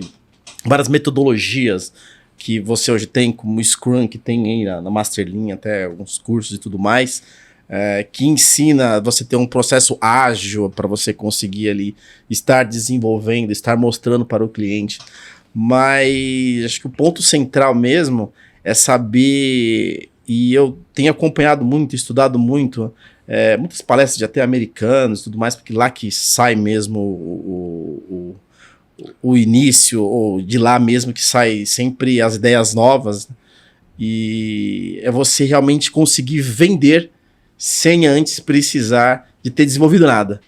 Você tem que ser capaz de conseguir desenvolver o seu produto, mostrar para o cliente e conseguir falar, você passaria o seu cartão de crédito aqui, nesse rabisco, nisso que eu estou te mostrando aqui, nessa ideia. Se você conseguir vender isso, aí eles comentam, aí você pode começar a fazer o desenvolvimento. Porque não são poucas ou várias vezes que você começa a startar um projeto, desenvolve tudo, e aí você mostra, o cara, não é isso. Mas aí já se foram horas de desenvolvimento, já se foram horas de trabalho, horas de noites perdidas, achando que você ia conseguir entregar algo de valor, e ficou esse gap, né, entre aquilo que o cliente queria e às vezes o que você está acreditando que é o que ele precisaria. A gente tem... Pode falar. Desculpa. Só pegando esse gancho, eu vi um vídeo esses dias que eu achei incrível. Eu não sei se foi em Harvard ou em Stanford, que tem um curso de empreendedorismo e formou lá, né, a turma, e aí o professor separou em grupos. Grupo de 4 pessoas para cá, 4 ali e tal. E vocês têm uma missão. Eu vou dar $1.000 para cada um e vocês vão abrir uma empresa. E o grupo vencedor é o que trazer o maior faturamento para cá. Aí o pessoal, mas $1.000 é pouco, não sei o que e tal. $1.000 e ponto. Vocês vão vender água, faz o que você quiser. Aí teve um grupo que ele foi muito estratégico. Ele entrou em contato com uma empresa gigante e falou assim, e eles teriam que apresentar esse projeto para toda a instituição, iam fazer um case. Eu tenho uma oportunidade de você divulgar sua marca para toda Harvard ou Stanford, não me recordo bem. Você tem uma oportunidade de mostrar o seu produto para toda a universidade agora. E aí ele falou assim, eu cobro $10.000. E aí, ele não usou nem o R$1.000, todo o grupo recebeu $1.000. ele não usou, ele chegou pro professor, devolveu uns $1.000 e trouxe 10 mil. Em uma sacada sem gastar nada, né? Então ele fez essa conexão. É aquilo que você falou, né? Como fazer uma venda, apenas com uma ideia, com um protótipo, né? É complicado, né? Tem que ter muita criatividade. Aí tem um ponto que tem algumas questões. Para você chegar nesse ponto de uma venda num PowerPoint, primeiro não é uma venda simples, porque se fosse simples você já tinha o produto. É uma venda mais complexa. Se ela é complexa, ela exige um trabalho humano. Se exige trabalho humano, eu preciso ter reputação. E aí, quando o Bill Gates chegou no momento do PowerPoint, ele já tinha uma reputação na universidade. Não que ele tinha entregue muitas coisas, mas ele já tinha tido um histórico de estudo, de dedicação, de outras entregas, até de outras negociações. Então a gente parte desse ponto. Entendendo que, falando de venda B2B, por exemplo, eu tenho uma venda complexa e tenho vendas mais simples. Nas vendas mais simples, eu brigo muito mais por preço, muito mais por prazo, né? Sim. Nas vendas mais complexas, exige muito mais o trabalho humano. E a prospecção, negociação, dura mais tempo. Então, aí eu impacto diretamente na curva de entrega com a minha operação. Então, quando eu trabalho com uma venda mais complexa, eu exijo muito trabalho humano, muito conhecimento, muita dedicação. E a analogia que você fez, Osni, ao casamento, eu acho que ela é muito peculiar e muito produtiva mesmo. Por quê? Quando você vai fazer uma venda complexa, é muito parecido com um casamento. Você tem um relacionamento. Eu não caso com um desconhecido, eu caso com alguém que eu conheço. Se eu caso com alguém que eu conheço, eu quero fazer planos com essa pessoa, porque eu não caso para terminar amanhã. Se eu caso fazendo planos, eu tenho expectativas que precisam ser alinhadas. Se essas expectativas precisam ser alinhadas no tempo, basicamente a gente está criando um relacionamento longo e duradouro. Isso é uma venda complexa. Qual a expectativa de entrega? Talvez filhos, família, construção de prosperidade. A gente casa por algum desses motivos, por manter uma vida para uma pessoa. E é isso. Uma venda complexa, uma venda B2B complexa é isso. Relacionamento, alinhamento de expectativas e entregas. E aí a gente está fazendo isso ao longo do tempo, né? Sim. O que é um bom vendedor para vocês? Ou qual é um exemplo típico de bom vendedor? Cara, pra mim é o cara que realmente ele entende a minha dor e o momento em que eu tô passando, entendeu? Não fica querendo empurrar um monte de coisa com foco na meta individual dele, né? Você percebe, você tá lá querendo um serviço, o cara tá empurrando um monte de coisa. Porra, mas eu não preciso, eu só quero mandar e-mail, simples, né? E ele tenta empurrar, não, vou fazer mais, empurrar. Eu acho que o bom vendedor, para mim, é o que realmente entende a sua necessidade e passa exatamente o que você precisa para sanar aquela tua dor. Não com ambição de vem do lado dele, né? E para você, o que é o bom vendedor, Álvaro? O cara que vem, que analisa e faz uma pesquisa dos meus gostos e tenta me atender no melhor jeito, né? E não jogar um monte de informação e pergunta, e aí, você decidiu? É igual quando você vai escolher um seguro de saúde. O cara joga um monte de tabela, né? Aí você fica desconfiado, aí você quer ver 30 cotações pra ver se o preço do cara... Aí você fica indeciso e cansa, aí você fala, amanhã eu vejo, nunca fecha. Já gera uma desconfiança. O cara chega e fala, né? Assim, o que você quer, onde você quer atender, e já fala, ó, te dou 2 opções. Não, eu odeio quando o cara joga 30 opções. Quanto você quer gastar? Qual é a sua condição de saúde? Você é um cara que usa muito, usa pouco? Não, ó, tem isso. Que hospital você quer ir? Eu não quero ir pra nenhum hospital. Eu quero ir pro Caribe. Né? Não quero usar isso. Essa é a verdade. Que hospital você gosta? Que você não quer usar. Então, o cara chega e fala, qual é a sua condição? Né? Ninguém faz essa pergunta. Né? Qual a sua idade? O que você faz? Você tem ME? Você é empresa? Né? Sabe? Mas o que você sente? Você é um cara doente? Você é um cara de saúde? Aí o cara chega e imagina assim, né? Se eu fosse um vendedor de seguro. Cara, se você tem diabetes, acho que é bom você ir conhecer quem são os centros que atendem o melhor atendimento, trazendo casos de bons resultados e um tratamento da doença do cara. Esse hospital aqui, ó, tem um bom resultado. E que convênio cobre? Esse. né? Sim. Na sua cidade, na sua localização ali. Então, você...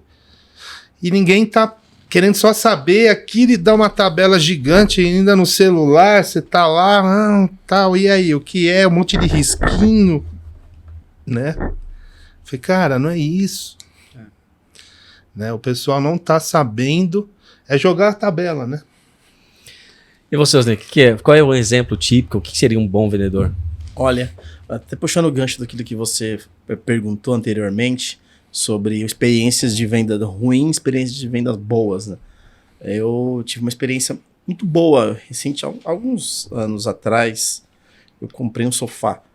Só que eu fui numa loja específica que só vendia sofá. Essa loja não vendia, porque tem lojas que vendem sofá, vendem mesa, vendem cadeira, e essa loja só vendia sofá.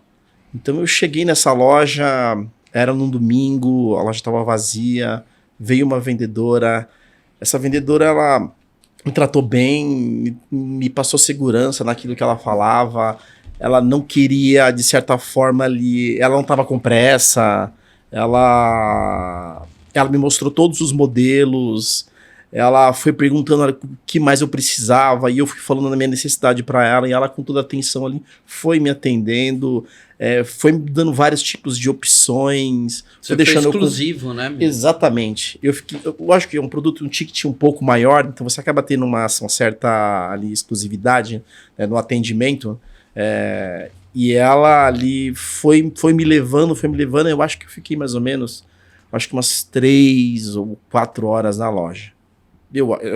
Pelo que eu me lembro, foi isso. Mas ela conseguiu conduzir ali o atendimento ali, que foi me deixando confortável, foi trazendo as minhas necessidades. Eu precisava de um determinado sofá que era um tamanho X, porque eu precisava colocar em determinado lugar, e ela foi lá, mediu comigo, foi conversando, e ali eu falei, não tem como não comprar, ainda mais com ela ainda. Então ela trouxe ali segurança, não me pressionou, me deu espaço, me respondeu todas as minhas dúvidas, me mostrou tranquilidade, confiabilidade também no produto que ela conhecia o produto que ela estava vendendo, porque ela sabia responder todas as especificidades técnicas, né, daquele produto. Então, é uma experiência assim, de um bom atendimento. Eu falei uma péssima experiência, E agora comentando uma boa experiência da pessoa ali que te dá todo o respaldo que você precisa ali para aquele produto que você está procurando. Então, eu acho que é esse tipo de... É o casamento ali do momento que o Daniel estava comentando, do momento que você precisa, com aquele vendedor que vai te responder tudo, que ele vai te passar a confiabilidade do produto e você não tem como, eu tenho que comprar. Te passar confiança, né? Isso é bom, que aí você... Quando o vendedor passa uma confiança, tudo que ele fala, sugestões e as recomendações, você começa a aceitar. Você fala, putz, realmente aquele cara entende do assunto, né, meu? Ele tá indicando isso, aquilo, e você acaba recebendo, né? E passando a compra de acordo com seus limites, né? Isso é bacana. É muito bacana quando a gente imagina o vendedor, a gente tá imaginando aquele vendedor que tá trabalhando, e a gente falou aqui no B2B e tal, mas eu sou uma pessoa muito simples, eu gosto de ir com uma coisa bem simples mesmo. E uma das personagens que eu acredito que é a pessoa que personifica melhor a venda é aquela senhora que vende bolo na frente da obra. Por quê? Porque nem todo mundo tá vendendo porque tem um trabalho. Tem gente que tá vendendo para comer mesmo. Tem gente que tá vendendo, né, por necessidade. E é por isso que a venda, ela pode mudar a vida da pessoa. Se ela entender que aquilo pode mudar a vida dela. Se ela acreditar que pode mudar. Aí aquela senhora acorda às 4 horas da manhã. Ela faz o bolo à noite, no dia anterior. Ela acorda às 4 horas da manhã. Coloca aquele monte de bolo nas costas. Vai na frente de uma empresa. Para ela estar lá 5h40. Para fazer o cafezinho quente. Cafezinho com leite. Uma fatia de bolo generosa. Por um preço que aquela pessoa que tá lá pode pagar. Pode pagar. Ela sabe, ela conhece aquela pessoa. Ela conhece aquele cliente, ela sabe o nome daquele cara. Ela sabe do cara que toma a pinga e vai tomar o café. E ela sabe o que não toma a pinga e toma o café com leite. Ela conhece as pessoas. E ela tá ali de manhã, por quê? Porque ela precisa. Mas ela faz daquilo a vida dela. E eu entendo que a venda, ela nasce nisso. Quando você entende que venda não é só um trabalho, mas é uma forma de você levar a vida. Sim. E aí você, como essa vendedora que te atendeu, Ela poderia ter te atendido de um outro jeito. Era um domingo, ela estava sozinha na loja, não tinha ninguém. Ela podia falar, que droga que eu tô trabalhando aqui. Mas chega uma pessoa, ela fala assim, eu vou, no mínimo, conversar com essa pessoa. E ela investiu 4 horas com você. Ela tá fazendo daquilo a vida dela. Ela não tava ali falando, meu Deus, compra, pelo amor de Deus, que eu preciso pagar a conta. Ela precisava pagar a conta, com certeza. Mas ela tava te tratando bem, independente se você ia comprar ou não. Então, pra mim, a venda é isso. É uma ferramenta de transformação de vida. Agora, tem gente que vende com o coração, tem gente que vende só com a boca, tem gente que vende só com a planilha. E aí vai do que quer, a empresa quer ter um bom resultado e vendedor que quer ser um bom vendedor e mau vendedor. Boa. Pegar esse gancho aí, vou aproveitar para passar o videozinho que eu separei, que eu acho que vai entrar bem nesse contexto. Por isso que é bom fazer no improviso, né?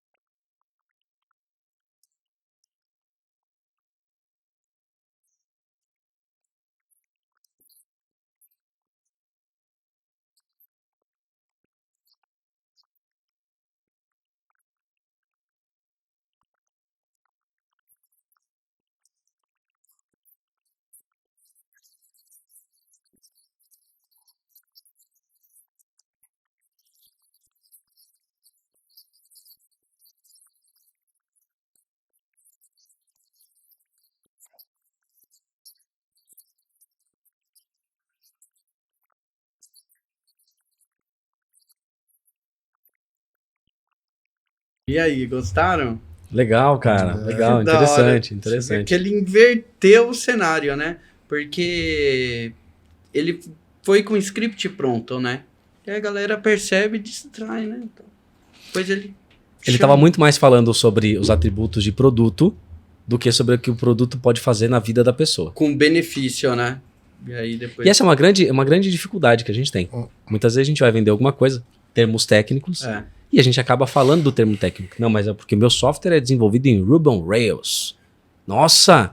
Tá na AWS. Tá na AWS. Cara, meu software tal tem uma robustez. E tá. E aí? Resolve meu problema? Mas e o botão é vermelho do jeito que eu pedi?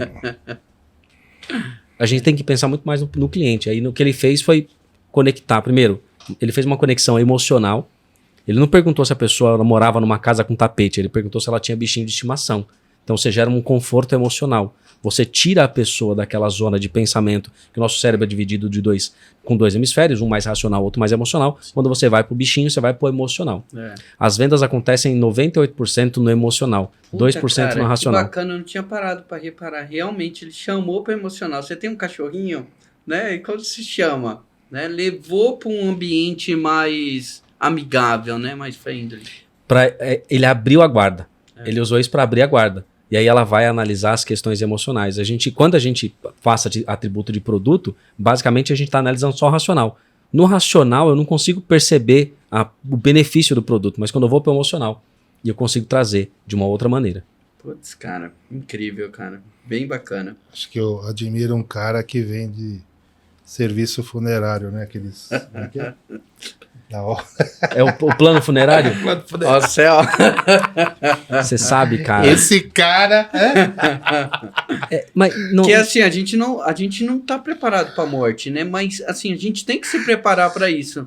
Mas a gente não quer aceitar. É o ciclo da vida. Mas tem uma coisa nesse produto. São gatilhos, cara.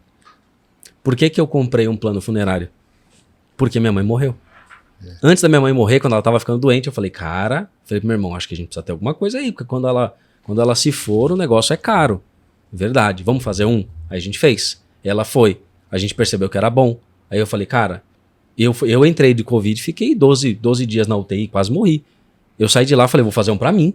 Porque eu não sei quando eu vou embora. Eu não tenho essa garantia toda mais, não. E assim, você vai no conforto, né? Sua família não passar esse desespero. Já tá desesperado por causa da perda, né? E ainda todo um processo de enterro, burocracia, então... Sim. Esse é o ponto, né? Acho que é esse gap que o vendedor pega, né? É o gatilho que ele utiliza. E não necessariamente ele vai estar prospectando você. Oi, tudo bem? Você quer comprar um jazigo? Então, uma pergunta que eu faço para vocês. Eu que vendo Lean, solução de processo. Quando eu ofereço a ferramenta, o cara, não, aqui eu tenho já gente que faz, a gente já tem não sei o quê, né? Todo mundo sabe tudo, já fez, já viu. Pensa que pode fazer em casa. Né? Mas você tá bem, você tá com... Sua empresa tem uma saúde financeira? Nossa, rapaz, tem tanto problema. Cara, eu nem sei, mas peraí, mas você tem tudo, né? Então eu vou precisar, sabe assim, que você fala, então, eu tenho a solução para você, é rápida. Então, mas eu tenho, né? Fica aquela coisa, então tá, eu vou ver aí, né? Então é um jogo, né? Aí nesse ponto a gente tem que avaliar com quem você está falando, se é o decisor ou se é o influenciador. Isso a gente acontece quando vai, por exemplo, vender software, vender alguma coisa. Eu às vezes falo para alguém que na verdade ele quer muito que esse negócio não funcione, porque senão ele acha que ele vai perder o trabalho dele. Isso é verdade. Eu vou fazer um software aqui para automatizar toda o seu almoxarifado. Você está falando com quem? Com o almoxarife. Ele fala, não, obrigado, amigão. A gente tem aqui. Funciona, que é uma maravilha. Que tem uma tabelinha aqui que eu criei há 3 anos. Cara, sim, é claro que ele não vai querer. E aí, dependendo de quem toma essa decisão, de interesse, né? Gera um conflito de interesse. O cara acha que é uma ameaça. Até ele entender o processo, ele acha que é uma ameaça. E o segundo é a oferta sobre o benefício. O que realmente você vai transformar? Então, às vezes, a gente deixa para falar isso no final. E às vezes eu posso começar falando isso. É o que você falou do benefício. Cara, como é que tá a sua saúde financeira? Eu não sei, eu não sou do financeiro. Pode chamar o financeiro aqui na reunião? Como é que tá a saúde financeira do seu caixa? Quanto você tá gastando com o pessoal? Tá tá gastando mais do que deveria? Não, tá tudo bem, tá tranquilo. E com mercadoria? Ah, tá um pouco mais. Tá aí com peças, com retorno, com o reparo, com a manutenção. Aí você vai puxando dali e você fala, legal, então eu posso melhorar o seu ganho financeiro. Quanto vocês querem de margem aí a mais? 20% seria bom? Os projetos que eu faço, normalmente eu dou 30%. Porra, mais do que 20%? Aí você faz a oferta invertendo o negócio. Sim, sim. Com o Álvaro, a gente estava até conversando o modelo de negócio da seguinte forma: a gente entra no cliente, faz um diagnóstico, identifica as dores e fazemos a consultoria. E como a gente vai monetizar esse tipo de serviço? Através do saving, né? Então, sei lá, conseguimos 2 milhões, 10% é nosso, da nossa consultoria. Não tem por que o cara não fechar, né? Vou receber uma empresa, né? Onde vai fazer um diagnóstico e eles vão ganhar em relação ao save. Então, a gente já está dando a qualidade, a confirmação e o atestado do resultado. Aconteceu esses dias, né? Eu fui... Esse negócio de CRM, interagindo com aluno, vendas... Falei, quer saber de uma coisa? Eu vou atrás de uma empresa de vendas. Ela vai fazer todo o processo de vendas. E aí eu fui atrás dessa empresa, né? Então, entrei, eu quero aluno, minha capacidade é essa, e eu quero que você toque todo o processo de venda para mim. Aí ela falou, não, Daniel, beleza, pode contar com a gente. E aí eu falei assim, mas existe alguma garantia que eu vou ter retorno? Não, isso não. É assim, todos os nossos clientes estão satisfeitos, né? Mas todo vendedor vai elogiar o produto, né? Eu falei, mas tem como você me passar um relatório estatístico dos clientes? Porque o valor é muito alto. Aí ela falou assim, mas quanto custa um gerente de operação fora toda a equipe? No mínimo você vai gastar aí uns 30, 40 pau por mês. Eu falei, mas olha o meu tamanho. O que você está me cobrando é muito, muito maior que o meu faturamento, né? Então, assim, não me passou uma certa garantia. Então, beleza. Eu falei para ela, eu vou tirar toda a minha reserva, que é a minha aposentadoria, e vou investir na empresa de vocês. Com a estatística e acreditando que eu vou estourar de aluno, a Masterlean vai decolar. Não é uma decisão difícil, porque ela não passou uma garantia, né?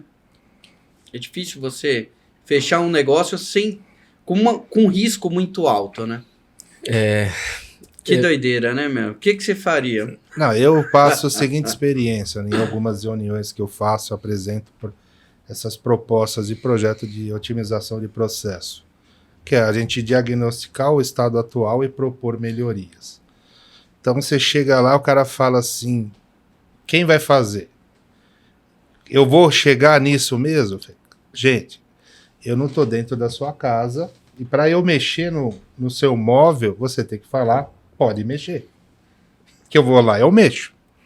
Então, dentro de um diagnóstico de quem conhece Lean, o 7 desperdício, o movimento, o cara andar demais para fazer uma atividade, o layout é um grande fator, né? Então, nas filosofias Lean, o layout em U otimiza o processo de caminhada. Só que eu tenho que entrar na sua casa e mexer. Posso? Tem uma vaidade, né? Não vou chegar lá e ser o mágico, ir lá e fazer plim, né? Igual a Dini e o Gênio, né? Os filmes do passado. De ir lá fazer uma mudança assim. Tenho que mexer. Que é complicado, que acaba entrando em conflito de interesse. Porque tem um diretor de operações lá. Aí o senhor vai falar, tem 30 engenheiros aqui, precisou de uma consultoria fora. Isso também é um grande tabu. Né? Eu fiz projetos que você conhece, que o que se fazia em 16 horas, fazia mais produto em 8 horas. Imagina o cara que trabalhou 25 anos lá, fazendo tudo aquilo, e nós em 6 meses falamos que dá para fazer o dobro. Quando você falou do projeto no ganho do saving, eu não gosto de trabalhar com saving. Eu acho que ela normalmente gera uma relação injusta. Injusta para quem oferece como saving. E ela faz se perder o valor, porque as pessoas muitas vezes elas não querem um benefício não pelo preço, mas porque ela precisa ter reconhecimento do valor. Então às vezes é melhor ela pagar para você uma hora cara de consultoria, porque ela vai falar assim, já que eu tô pagando para esse cara esse tanto, vocês vão tudo sentar aqui e ouvir esse cara falar. É diferente de um cara que tá ali de graça Fala, faz aí. Ela não dá valor ao que vocês oferecem. E aí, por isso que eu acho que é uma relação injusta. Sim. Ah, mas se a gente ganhar, a gente vai ganhar muito. Legal. Tudo bem. Você pode ganhar mais do que você está pensando até. Mas coloca valor, porque eu acredito que o saving tira valor do projeto. E até para a equipe que recebe essa consultoria, né? Se causar esse atrito, ficar um ambiente hostil, é difícil de você conduzir o projeto. Porque se você precisar de informação, o cara da operação não vai dar. Né? Vai falar, o cara veio de fora e vai enxergar nossos gaps. Aí fica aquela briga interna, consultoria, com toda uma área de operação. Isso aí, Álvaro, putz, tá cansado de... Tem uma outra questão. Sabe, Quando você vai falar de consultoria, você está falando de disputa de agenda daquela pessoa. Porque você não vai simplesmente fazer a coisa. Você vai depender da informação de alguém de lá de dentro. Sim. Então, quando você não coloca um valor pesado, as pessoas falam assim, eu não consigo ver isso agora, pode ver semana que vem? Aí o seu tempo fica desvalorizado. Quando você fala assim, cara, eu tô aqui há 1 hora, essa 1 hora vai custar um bom dinheiro para vocês, eu tô disponível, pronto, a aguinha aqui, ó, tá certinho. Tô aqui, você vai estar aqui comigo? Vou. Então vamos, você vai pagar por isso. Vamos somar, né? E aí, top-down o negócio vai acontecer. Porque, cara, gente, vamos colocar isso São pra duas funcionar. equipes com o mesmo propósito, né? Mas o que tá ali unindo o propósito? É o valor que vocês estão sendo pagos e aí que a empresa está pagando. É isso que une vocês para estar naquele momento. E olha, e às vezes é aquele negócio. Eu já tive a experiência de chegar e falar, eu vou falar um preço alto que é para não, né? E o cara fala, tá bom. Eu falo, tá bom? Tá bom. Ah, beleza. E aí que eu percebi? Que às vezes eu estava desvalorizando a minha hora. Eu estava cobrando barato e agora eu tenho que cobrar um pouco mais caro. Você que é microempreendedor, tem sua empresa, né? E você vê as vendas oscilando aí. Então agora é o momento de você desligar tudo que você está fazendo e prestar atenção aí no cara que vai dar a dica aí pra gente. Vamos lá. A gente começou a falar sobre conhecer o seu negócio, tá? E aí a gente falou bastante aqui sobre eu começar negócios não por moda, mas porque eu tenho alguma habilidade, porque eu tenho alguma reputação nesse negócio, eu tenho experiência. Então, a partir disso, com base nos nossos diferenciais, a gente cria negócio. Beleza. Boa. Se eu crio um negócio com base nisso, a primeira coisa é entender de quem eu estou resolvendo esse problema. Se eu olho de quem eu estou resolvendo, eu vou entender momento, a gente falou sobre momento aqui, eu vou entender gatilho, a gente também falou sobre gatilho de venda, eu vou entender a dor e quais os remédios que eu ofereço para aquela dor. Legal. Uma vez que eu tenho isso, eu parto para áreas de prospecção. O que seriam áreas de prospecção? Eu vou trabalhar inbound, outbound. Hoje em dia, se você falar que vai trabalhar outbound, mas não tiver um site, não tiver uma rede social, não tiver um vídeo explicativo sobre o teu produto, o teu serviço, não tiver um vídeo falando sobre o que você faz, não tiver nada sobre isso, um blog explicando o seu assunto, muito provavelmente você vai perder reputação, não que vai deixar de comprar. As pessoas não vão deixar de comprar de você, mas ela vai querer saber quem é você antes de eu te comprar. Vou trabalhar inbound. É diferente de tudo isso. Eu não estou trabalhando só a minha imagem, mas eu estou trabalhando inbound. Eu tenho lá um conteúdo a servir para alguém, eu tenho uma lista que eu quero criar com base nisso, eu tenho ferramental para comunicar com essas pessoas por e-mail, aí eu estou trabalhando o inbound. Vou trabalhar o outbound. Funciona para todo mundo? Não necessariamente. Outbound é muito mais para venda complexa, venda B2B, que funciona bem um outbound. Aí a gente está falando para o microempreendedor, poxa, como é que eu vou trabalhar o outbound? Legal. Tem mais de um na empresa? Não, então você vai fazer. Não adianta a gente achar que só porque eu sou microempreendedor eu não posso fazer isso. Não, amigão. No começo você faz tudo. Você chuta a mesa para ficar no lugar, atende o cliente, faz tudo até dar certo. Beleza. Tenho mais pessoas na equipe. Legal. Tenho uma equipe de vendas. Maravilha. Não ponha vendedor para fazer tudo. Vendedor que prospecta não vende direito. E vendedor que vende direito odeia prospectar. Divide a equipe. Coloca quem prospecta com o lado de quem prospecta. Quem fecha do lado de quem fecha. Trabalha a habilidade diferente de uma coisa para outra. Quem prospecta tem que ser disciplinado, tem que ser uma pessoa altamente cartesiana no que faz, preencher bem os sistemas e trabalhar com metas de agendamento de reunião, meta de ligação, meta de contato. Beleza. Como é que eu não canso uma lista de clientes? Se eu ficar só mandando e-mail, eu vou cansar. Se eu ficar só mandando mensagem no WhatsApp, eu vou cansar. Vou ser bloqueado. Então tem que ter cadência de contato e orquestração de canal. Eu vou falar com você no WhatsApp, depois no LinkedIn, depois no Instagram, depois no e-mail, depois eu te ligo. Depois de umas 8 vezes que você faz isso, quando você recebe uma ligação, fala, ô Álvaro, tudo bem, cara? Bacana, fala comigo toda semana. Legal, virou meu amigo. Sem eu perceber, eu tô aqui conectado com você. Sim. Então, cadência de contato e orquestração de canal. Eu tenho que saber que não é só no mesmo ponto, na mesma hora, do mesmo jeito. Não é robô. A gente não quer ser atendido por robô. Legal. Então, entendi esse preâmbulo todo. Aí eu começo a prospectar. Começo a prospectar fazendo o quê? Funil de vendas. O que é o funil de vendas? Cara, topo, meio e fundo de funil. Topo de funil, ninguém sabe o que é. Mas eu preciso indicar para essa pessoa, ensinar essa pessoa sobre o que é. Meio de funil, ela tem uma noção, mas ela não escolheu quem. Fundo de funil, ela sabe o produto, ela especificamente o produto, mas ela só não sabe que ela precisa comprar de mim. Vou dar um exemplo. Vamos comprar um software. Eu quero comprar um SAP, eu quero comprar um Proteus, eu quero comprar um Omie. Cara, o Omie custa R$50 por mês. Por que eu vou fazer o Omie ou vou fazer um SAP? Qual a diferença? Aí eu vou pesquisar. Serve para mim? Ah, serve para mim. Antes de eu saber o que é, eu preciso saber, bom, eu quero comprar um software. Faz o quê? Ah, um software para relacionamento de pessoas. Pô, tem CRM. Opa, um software para prospecção. Tem Sales Engagement. Um software para financeiro. Tem outra coisa. Então, cada um... Aí o topo de funil é isso. Ó, você quer comprar um software? Fala comigo. Você quer comprar um software de relacionamento com o cliente? Beleza, eu sou a pessoa certa. Aí ela vai falar, bom, então, dentro de um CRM eu posso ir para um Omni, eu posso ir para um Proteus, posso ir para um SAP, posso ir para um outro. Legal. Não escolhi qual ainda. Aí eu entro em atributos e benefícios do produto. Isso eu estou falando de detalhamento de funil de vendas, tá?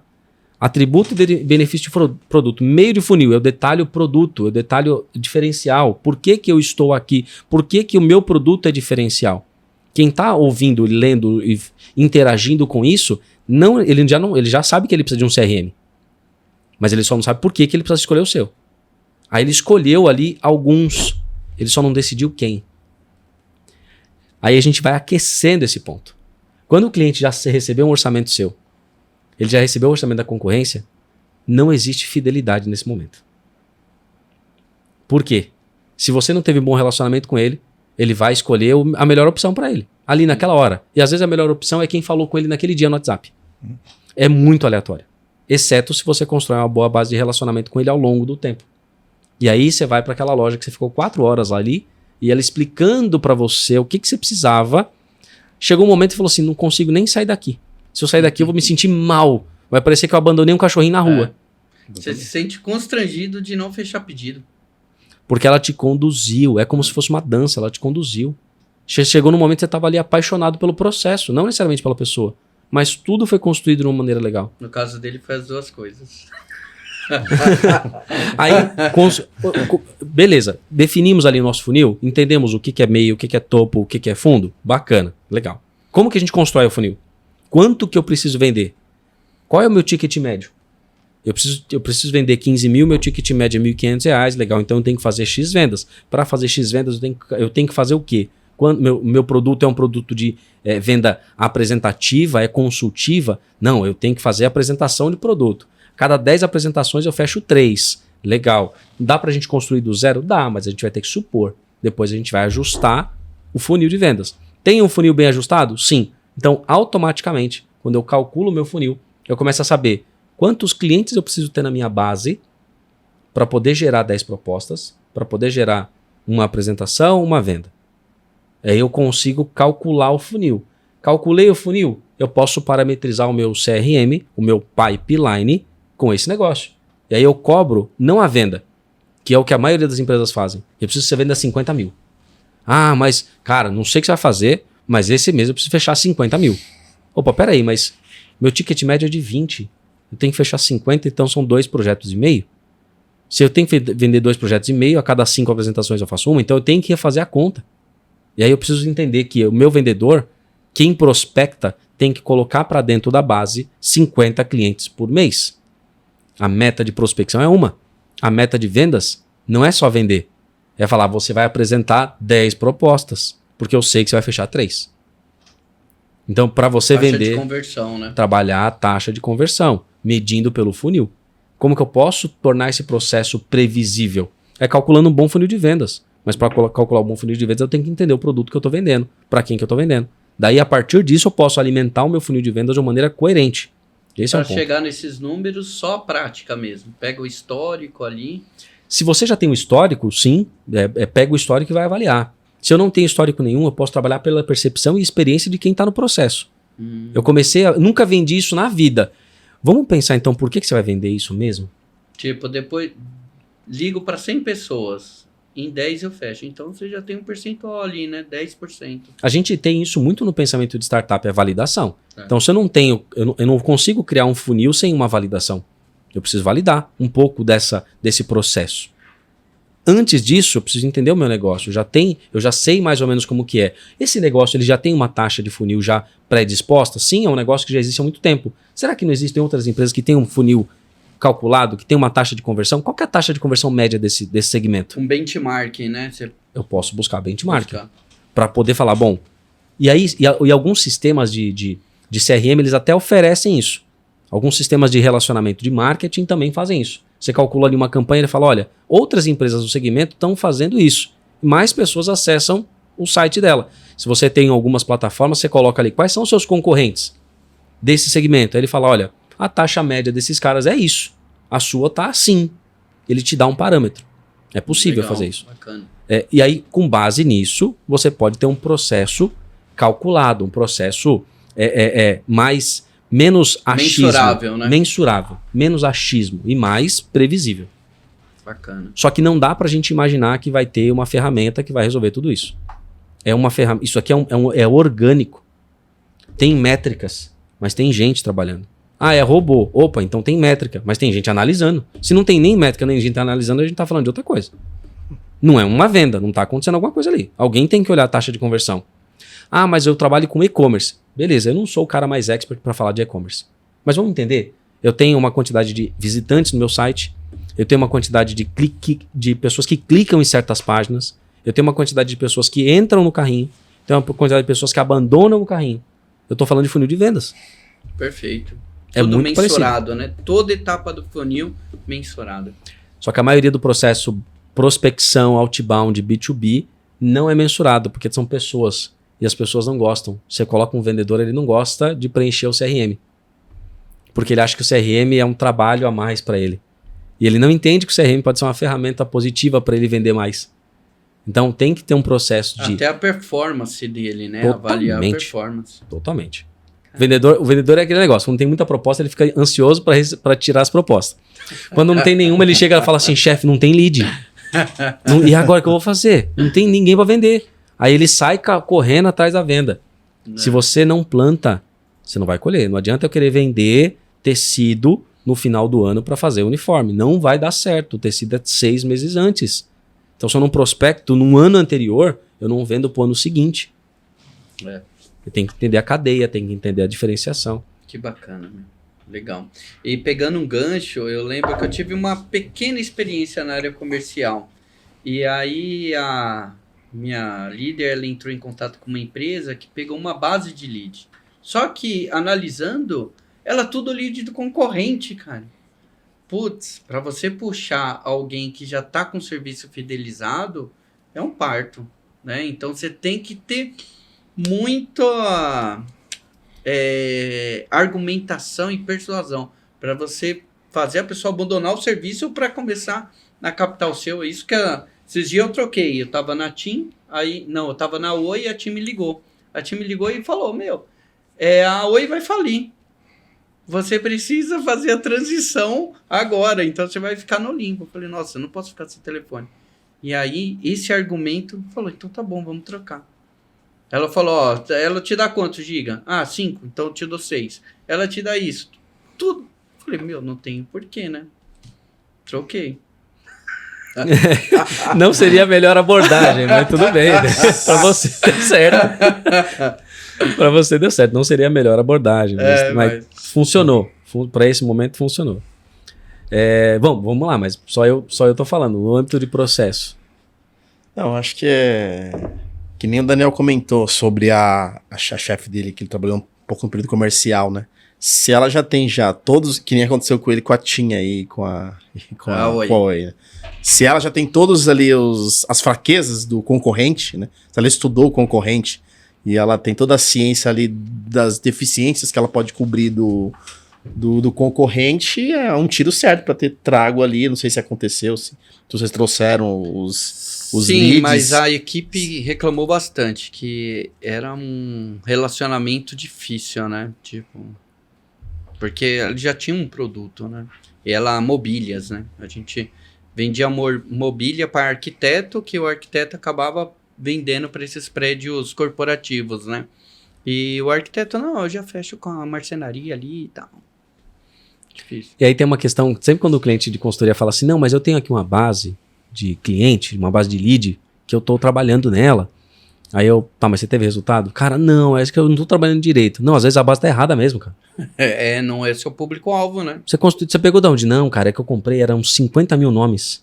Eu comprei e, cara, só nome top.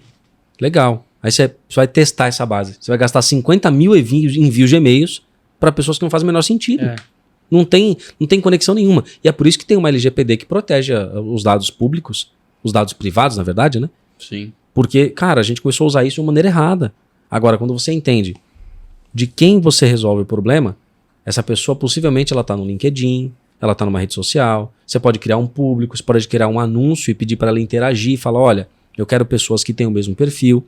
Você tem estratégias para usar. Fica mais assertivo, né? Você não fica dando tiro aleatório. O marketing digital trouxe isso, né? Com essas novas ferramentas, você vai ali anunciar no Facebook, então você faz uma categoria ali de pessoas, persona, e às vezes você acerta, às vezes não, mas você vai filtrando ali até que você encontra o seu público-alvo e aí você consegue dar o tiro mais certo, né?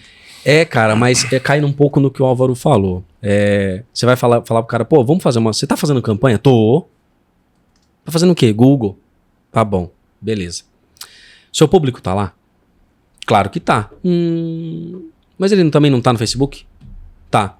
Mas você vende B2B? O que você tá fazendo de anúncio com ele no Facebook? Ele tá querendo comprar o seu produto lá? Ou ele tá querendo ver só as meninas que ele vê dançando? Você acha que ele tá falando no momento certo? Se você fizesse um anúncio lá no LinkedIn, não seria melhor? Ah, sim, legal. Vamos pro Google. Cara, é chave de busca. A palavra-chave tá certa? O site tá parametrizado? Então, o marketing digital ele trouxe muitos benefícios. Mas é complexo pra burro fazer esse negócio funcionar. Sim. E é por isso que tem muita agência que ela tem hoje, tem tráfego e tem todo o restante. Porque, cara, é complexo fazer esse negócio. Ah, mas eu pago um menino aqui, ele faz as campanhas pra mim, e muito bom, legal. Põe R$1.500, vem 10 pessoas. Tá bom pra você? Não sei quanto você paga no lead. Ticket, e também seu ticket médio, né? Não sei quanto que é o clique, mas talvez não daria pra otimizar. Então aí nesse ponto, sim, eu acho que é válido. O único receio que eu tenho é, cara, não importa o que você tenha feito de marketing digital nos últimos 5 anos. Nos últimos 2, mudou totalmente. Totalmente. Uma pergunta, você acha o custo maior para fazer a aquisição de um novo cliente ou já para manter um e dar um upsell, trabalhar com aquele? Tem uma estatística que fala que é 7 vezes mais barato você manter o cliente, vender para um cliente, do que um custo do que adquirir um novo cliente. Tem uma, eu não lembro qual que é o livro, mas tem um livro que ele fala sobre isso. Imagino, porque esse primeiro relacionamento que é complicado, né? Você gasta tempo, ligação, não sei o quê, e-mail, usa toda a estratégia de inbound marketing para atrair um lead. E depois do lead tem todo um processo até ele realmente converter e virar uma venda, né? Mas eu vejo assim, na parte de falar de um segmento de ensino, o seu cliente vai mudar sempre, né? Ele fez o curso, ele aprendeu, né? Certificou. Só se você lançar algo novo. Fazer uma trilha, né? De uma trilha. Se no caso você tem um produto que você tem uma certa recorrência, você gastou com aquele lead inicial e depois ele não custa mais nada para você, no caso, né? Dependendo do produto, né? Agora o problema é se o seu produto não é recorrente, acaba acontecendo isso daí. Você sempre tem que ficar gastando com novos e novos leads. Tem que inovar, né? Inovar. Tem essa questão. Hoje uma das grandes soluções é criar os cursos gravados, né? Sim. E você ter e-book, né, de assuntos e sempre tá pensando em novos segmentos, né? Tem um conceito educacional que chama lifelong learning. E aí, isso meio que vai um pouco como uma ferramenta para diminuir um pouco isso daí que você falou, das pessoas que aprenderam, desaprenderam, aprenderam ali e foram embora. Que é um conceito de você entender que as pessoas elas precisam aprender ao longo da vida. E aí a gente pode oferecer ferramental para ele poder atualizar o que ele já aprendeu e aprender pequenas coisas novas. E às vezes a gente cai num grande receio de falar assim, não, mas eu não tive essa sacada, essa ideia, essa novidade.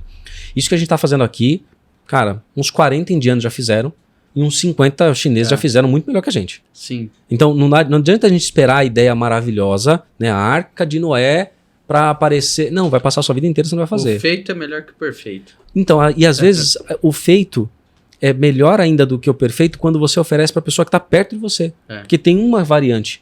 A gente tem pouquíssimo tempo. Isso. A gente quer praticidade. Cada vez mais. Foi o que aconteceu aqui, né? Eu tava pensando, já tinha esse desejo de podcast. Minha esposa acorda vendo podcast. Eu falei, eu vou fazer um. Aí eu comecei a levantar curso de máquina, tudo. Eu falei, deixa quieto, cara. Aí pesquisando, vi um stories, né? Porque eu já tava pesquisando o equipamento. Eu falei, vou alugar e vou começar. Aí... Você lembra a palavra-chave que você pesquisou? Não, passando stories assim, eu vi o Schmidt falando sobre bora vender, não sei o que. Eu falei, já era, vou chamar esse cara, o Álvaro que é parceiro, o Ozir também. Realizamos, né? Tamo aí, meu. Eu tive a minha experiência com a minha startup. Pegar uma metodologia complexa, que se usa na Alemanha, empresas alemãs, e se tornar ela popular. Assim, popular assim, fácil. Onde eu falei, pô, a gente só pensa em Lean no processo fabril. Mas pensando num Lean administrativo, quanto tempo o cara leva para mapear seus processos, entender o valor dele, que é horas, e depois avaliar o seguinte, o que eu vou fazer para reduzir esse tempo do que não agrega valor, né? Isso eu fiz para que a empresa faça rápido, né? Então, é um desafio. Agora, por isso no mercado, o pessoal fala, pô, isso realmente é rápido e vou ter benefício, é o meu grande desafio para esse ano. Maravilha. Pessoal, chegamos aí ao final, passaram 2 horas aqui, hein, meu? Caraca, hein? Nem senti. Meu, a gente ficaria aqui até tarde, hein? Mas se tivesse um aguinhas chopp aqui, meu... Com 3 aguinhas eu fiquei umas 3 horas. Com um chopp aqui eu ficar uns 3 dias. Oh, mas bacana, pessoal. Obrigado. Então, para encerrar, se vocês desejam deixar algum contato aí, porque eu vou publicar logo mais sobre os serviços e tal, fica à vontade aí. Estamos melhoria de processo, querem conhecer, podem entrar em contato aqui, o Álvaro, pode no WhatsApp 11 97126 9500. Maravilha. Né? Eu posso explicar o que é a metodologia. Cara, no meu é seguir na rede social, Luiz Schmidt, o Schmidt é SCHIMITD, tô basicamente no Instagram, no LinkedIn, e tem a empresa que é schmidt.com.br, que se precisar também na parte de segurança e facilities, pode falar comigo. Na parte de consultoria é aquele negócio. Tem mais de um vendedor, tá enroscado com esse negócio? Cara, a gente pode ajudar. Legal, se quiser me encontrar também no Instagram, o _questionador. Tá lá o meu Instagram, se quiser só seguir lá, tem algumas novidades por lá. Tinha que ser programador, né, mano? Mas o programador é um questionador. Oh, legal, pessoal. E a Masterlean, em breve aí, a gente tá lançando a agenda, já no próximo mês. E, curtem o canal, tem muito conteúdo. A cada 15 dias a gente vai repetir aqui esse podcast. E o próximo tópico agora é sobre operações, né? Vocês aí que trabalham com balanceamento de linha, cronoanálise, MTM, Lean Six Sigma, projetos de melhoria contínua. O protagonista aí vai ser o Álvaro, a gente vai detalhar. Então o Schmidt veio aqui, vendeu... E agora a gente precisa sustentar tudo. Entregar o que ele vendeu. Legal, pessoal. Valeu, obrigadão aí pelo podcast. Obrigadão aí pela presença de vocês. Foi incrível, obrigado, cara. Dani. Obrigado, Smith. Obrigadão aí. Valeu. Até mais, pessoal.